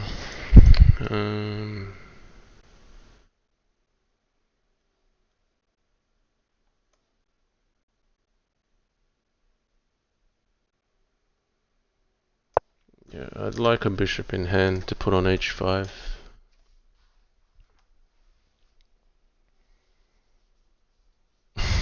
Nice smash. So this is an interesting game. Looks like a normal JL game, grinding it out. Yeah, a little bit. I feel in my comfort zone here. I feel like this is a game for me to lose. Yeah, maybe I've let it slip a little bit. Bishop at e6.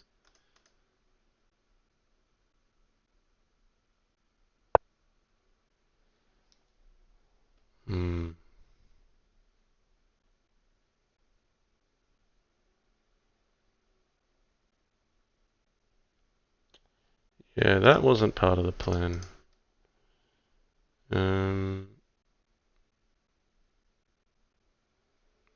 Queen f6, pawn at g5. This is annoying. I shouldn't have allowed this. Yeah, just a little bit loose.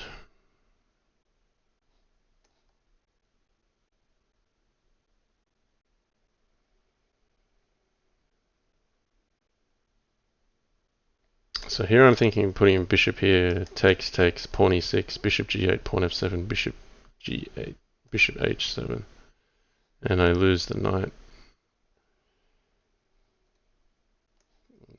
I've given a bit too much here.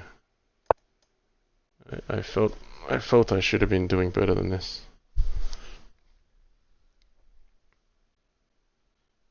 Even way back here, maybe like knight g4 is allowing white back in.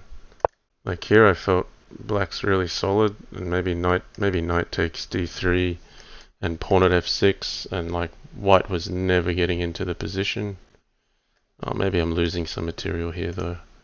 I just felt after bishop g2 I should have a comfortable game, and this doesn't feel that comfortable. No.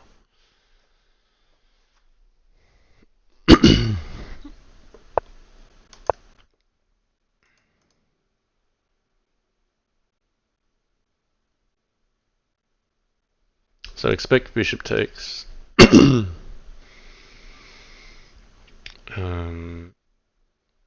Bishop at h5 could be playable. My problem is rook d8 will start to hurt. Wow, what's this? Well, I gotta take with a rook. I can't take with a bishop because I gotta guard this.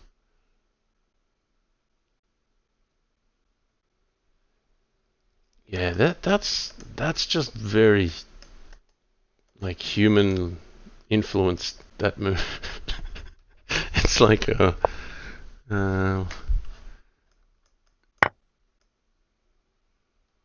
I feel like it's been taught some bad habits by being fed um, human intuition here. It's like when you see someone attacking when they shouldn't. Because there's queen at f2 mating if he takes this. Like takes knight at g4. You can't run this way because queen f2. Alright, let's just see if queen f2 is mating. Here, knight at g4. King going back to any of these squares would be getting mated. By queen f2, king d1 takes. King here takes. Yeah, that would be mate for sure. So you've got king f3 or king g3. Let's pick king g3, queen at f2, king up, and I kind of run out of steam.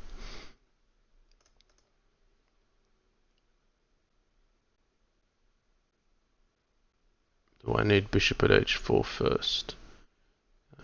Knight or bishop here? Like Stockfish here would just go, yeah, queen at f2 is mate in 17, why aren't you playing it? Unfortunately, I have to figure it out.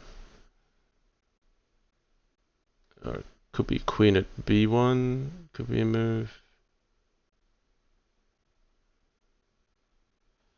Queen here, rook takes, blocker, knight here. Alright, I ran out of time last time because I should just instinctively play this. Knight here, king g3, bishop here, takes queen. Maybe rook takes first.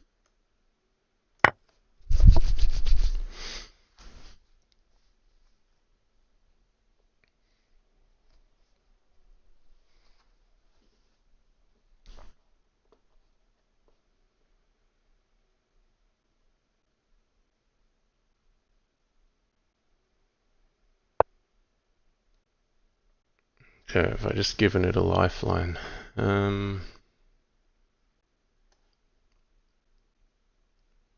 Bishop at h4. I wouldn't mind having another knight in hand. But knight at g4 maybe better first. Takes, king takes. Pawn h4. He actually runs to safety on h4.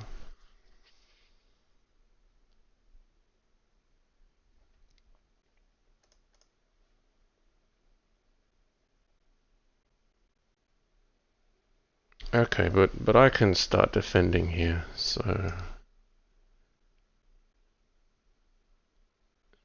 yeah, we'll go knight at g4 check.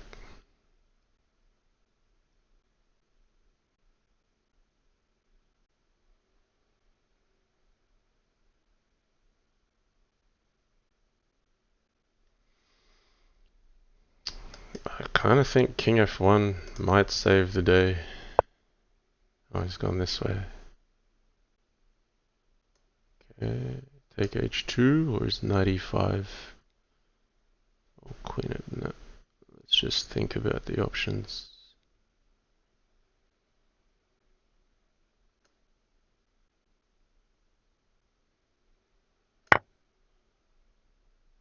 So king e2, then rook d2. Takes rook at f2, bishop takes g3.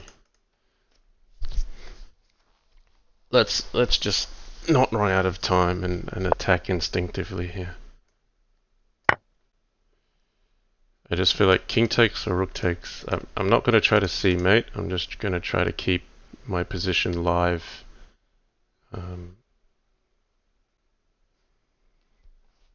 And we'll just hope that the board provides mate. That's the strategy. Okay, he's gone this way. Actually, I am running out of checks a little bit here, aren't I?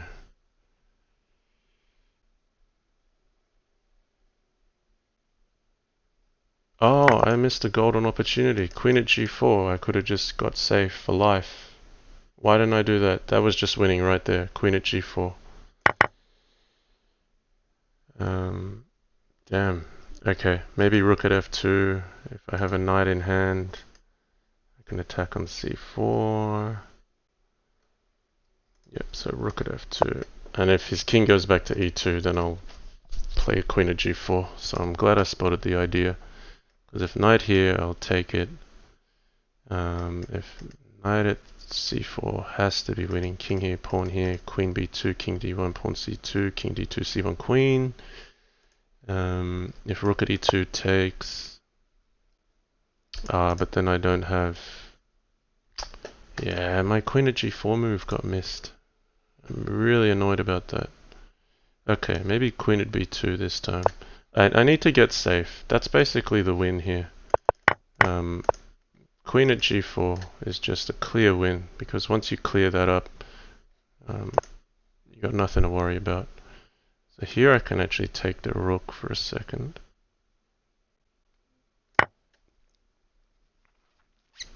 Because a rook doesn't mate me.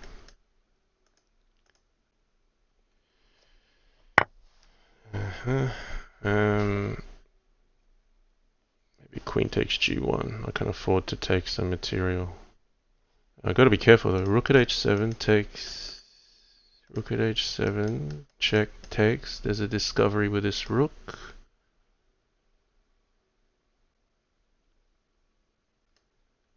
Gotta come back. Rook h5. Pawn here. I'm defending, right? Gotta test my defense. Yeah, okay, I think I'm holding on. See, rook here, bishop takes, rook d5, check, king h8, rook h5, check, pawn 8 h6, takes, and then the checks run out. So I'm threatening queen takes f2 here. It's going to play it though. This feels like a human attempt at an attack, but I think I've got it covered.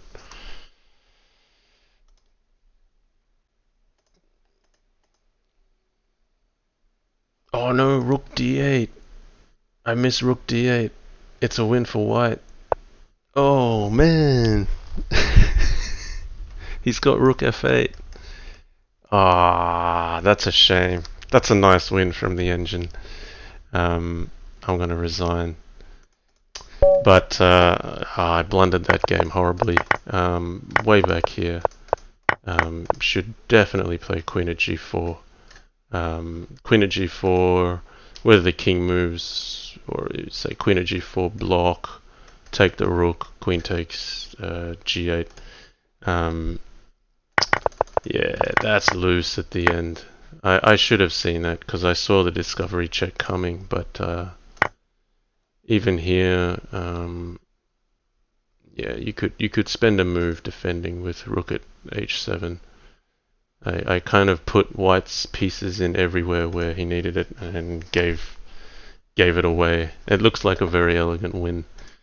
In fact, yeah, I might pause there.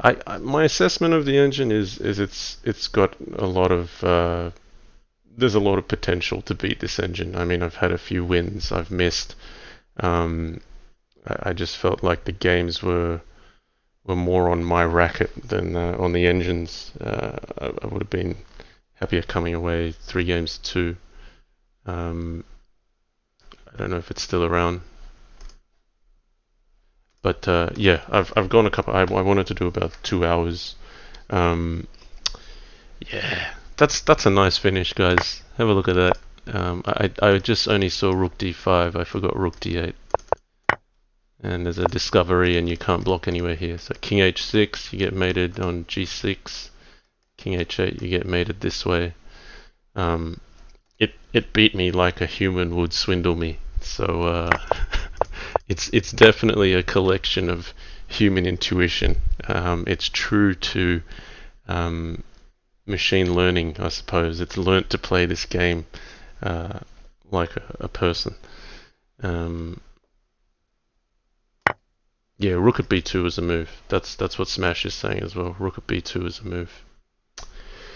Yeah, disappointed I didn't walk away with more wins, but look, I know I said I was going to play 2 more games. I think I'd stopped there. I don't know if the engine's gone as well, but um, yeah, happy to mix it up a bit here. Could play some Crazy House or some Bug House. I don't know if anyone's about.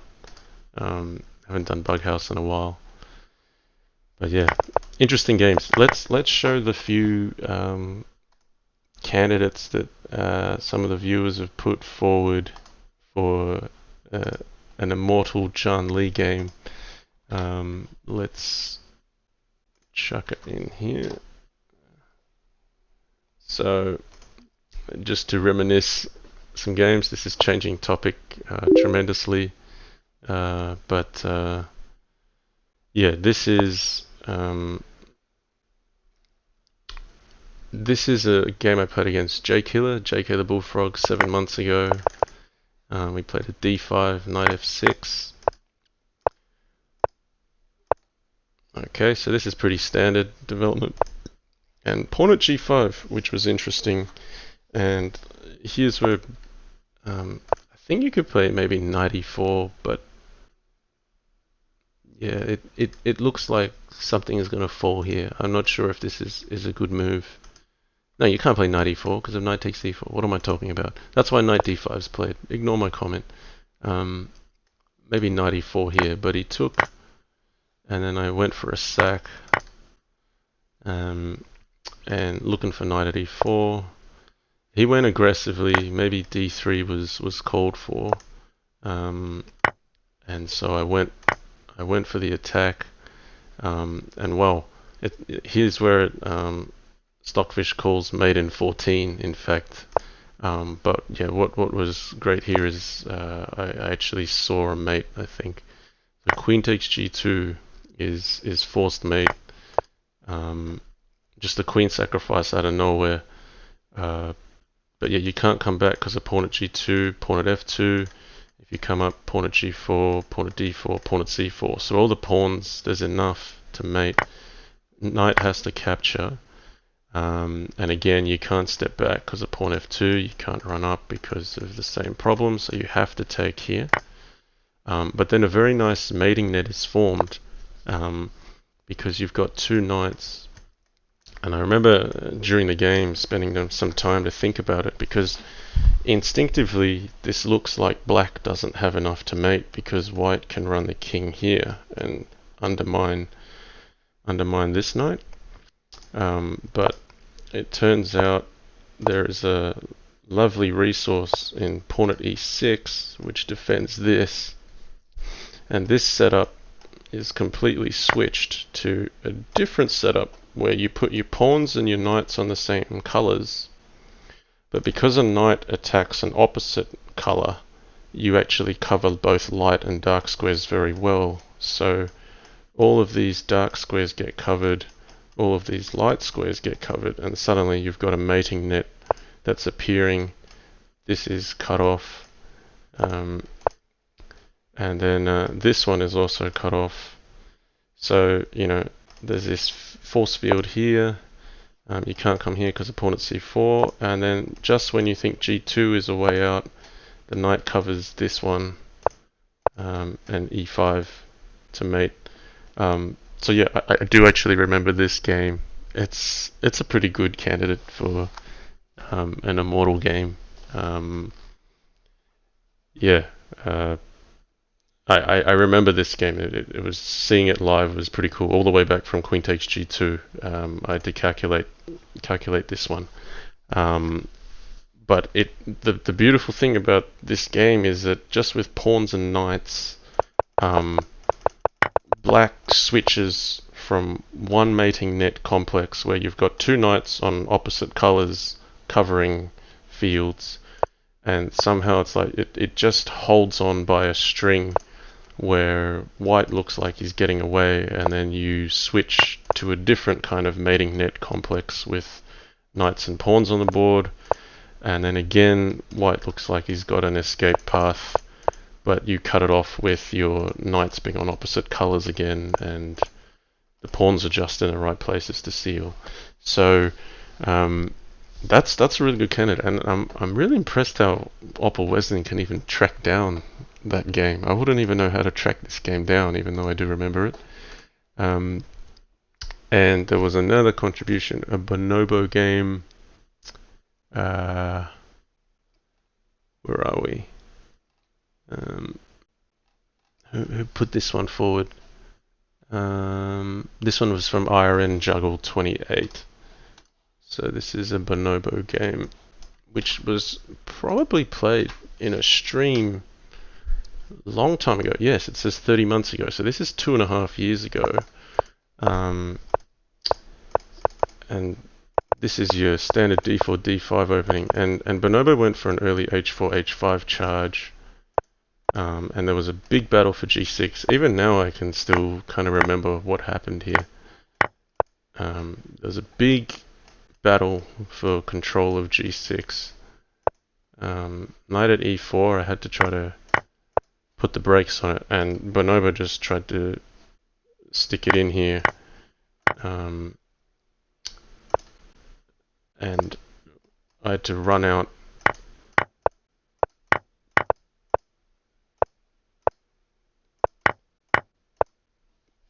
So yeah, all the defense here. I think black's quite secure now. But then I think it's here where there's a finish, bishop at d2. It's not being assessed as mate by Stockfish, but if black doesn't have mate here, I feel like white's getting the initiative.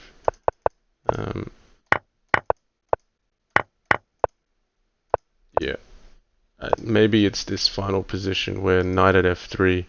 The critical point is that the black king can't step on the file. In fact, it looks like white is safe here, but there's mate in 9. So I think the key point may be that you have to play queen at g2, bishop takes f3 to vacate the e2 square for the knight. Because if you take here, king g1 is safe. But bishop takes f3, and now you've got pawn at g2, or if the king comes here, you've got there. So yeah, I mean the finish is nice there, but yeah, I kind of feel the J Killer game is maybe more of a standout. Yeah, thanks for that, Opal Wesleyan. I kind of forgot about that J Killer game. I agree here. Smash says this is nice, but pretty standard. I think the J Killer game was much better. And then someone's quoted our longest game.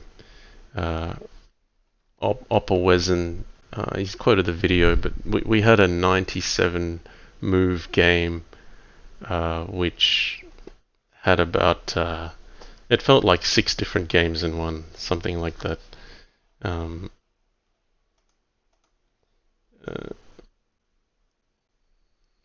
The star is just left of h2. Bookmark this game. I see. Okay, that's how you can do it. Alright. Good to know. Alright. Yeah, well, we might leave it there. I was in touch with Helm's Knight just briefly this week. She was trying to get a bug house match going. It was 9 p.m. ET Friday, which I think is about 5 hours 45 minutes from now. Unfortunately, I will have to pick up someone from hospital. My wife hasn't been well just recently, so I won't be able to play Bug House at that time. But yeah, hoping to get back to some Bug House with Helm's Knight and some of the other regular Bug House players. Would also be great to get back with Yasser, get something going. There was an idea a long time ago to make a Bug House match with Eric Hansen and Aman Hambleton. We say it's going to happen, but yeah, Yasser's kind of told me, yeah, the only way that's going to happen is spontaneously. It's going to be a hard one to plan. Yeah, Thanks for joining today. I think Crazy Ara with more experience will be a really interesting project. Um, yeah, it feels like an engine which is playing with human intuition. It's collected human intuition, and you can see some flaws in how it plays. Um, Clearly, I had more flaws on the day. I lost 4 games to 1, but I think I was entitled to probably win 3 games to 2. Um, Even if I'm not seeing made in the 17, I should have been playing some of those lines. Um, yeah, so I'm gonna leave it there. Um, I want to say Merry Christmas to everyone. We're coming up to Christmas. It's like 3 days away. I've just been so focused on work and other things going on in life. Um, Merry Christmas. Have a great New Year if I don't see you before then. Hopefully we do. I should have a little bit more time to stream. And really looking forward to a lot more Crazy House and Bug House in 2019. I think 2018's been a fantastic year for Crazy House. Um, like I said, there were a lot of funds raised for the Crazy House World Championship, and several of the candidates have donated their funds back. So we have some some hundreds of dollars in the kitty, which I'm keen to throw back into the game, um, so we can get the most out of it. Some of it might be prize money. It doesn't have to be prize money. We might put some money up for people that can. It might be best videos or instructional material. That's been one suggestion put forward. It doesn't all have to be prize money. Um, but yeah, it shouldn't just all be up to Fishy Fishy to give up his time for organization and giving up his money as well. So I want to thank Johannes Czech for making the time to put Crazy Ara up on the stream. If you haven't heard of Crazy Ara before, you have now. So putting Crazy Ara on the map. Yeah, I'm going to leave it there. Okay, ZH says, I hope to be making lots more instructive content. Lots already, but more coming. So yes, we certainly want to encourage that. More streamers in 2018 as well. Alright, I'm waffling on. Thanks again for joining. We'll see you again soon. Alright, have a great weekend, have a great Christmas, and a great New Year. See you next time.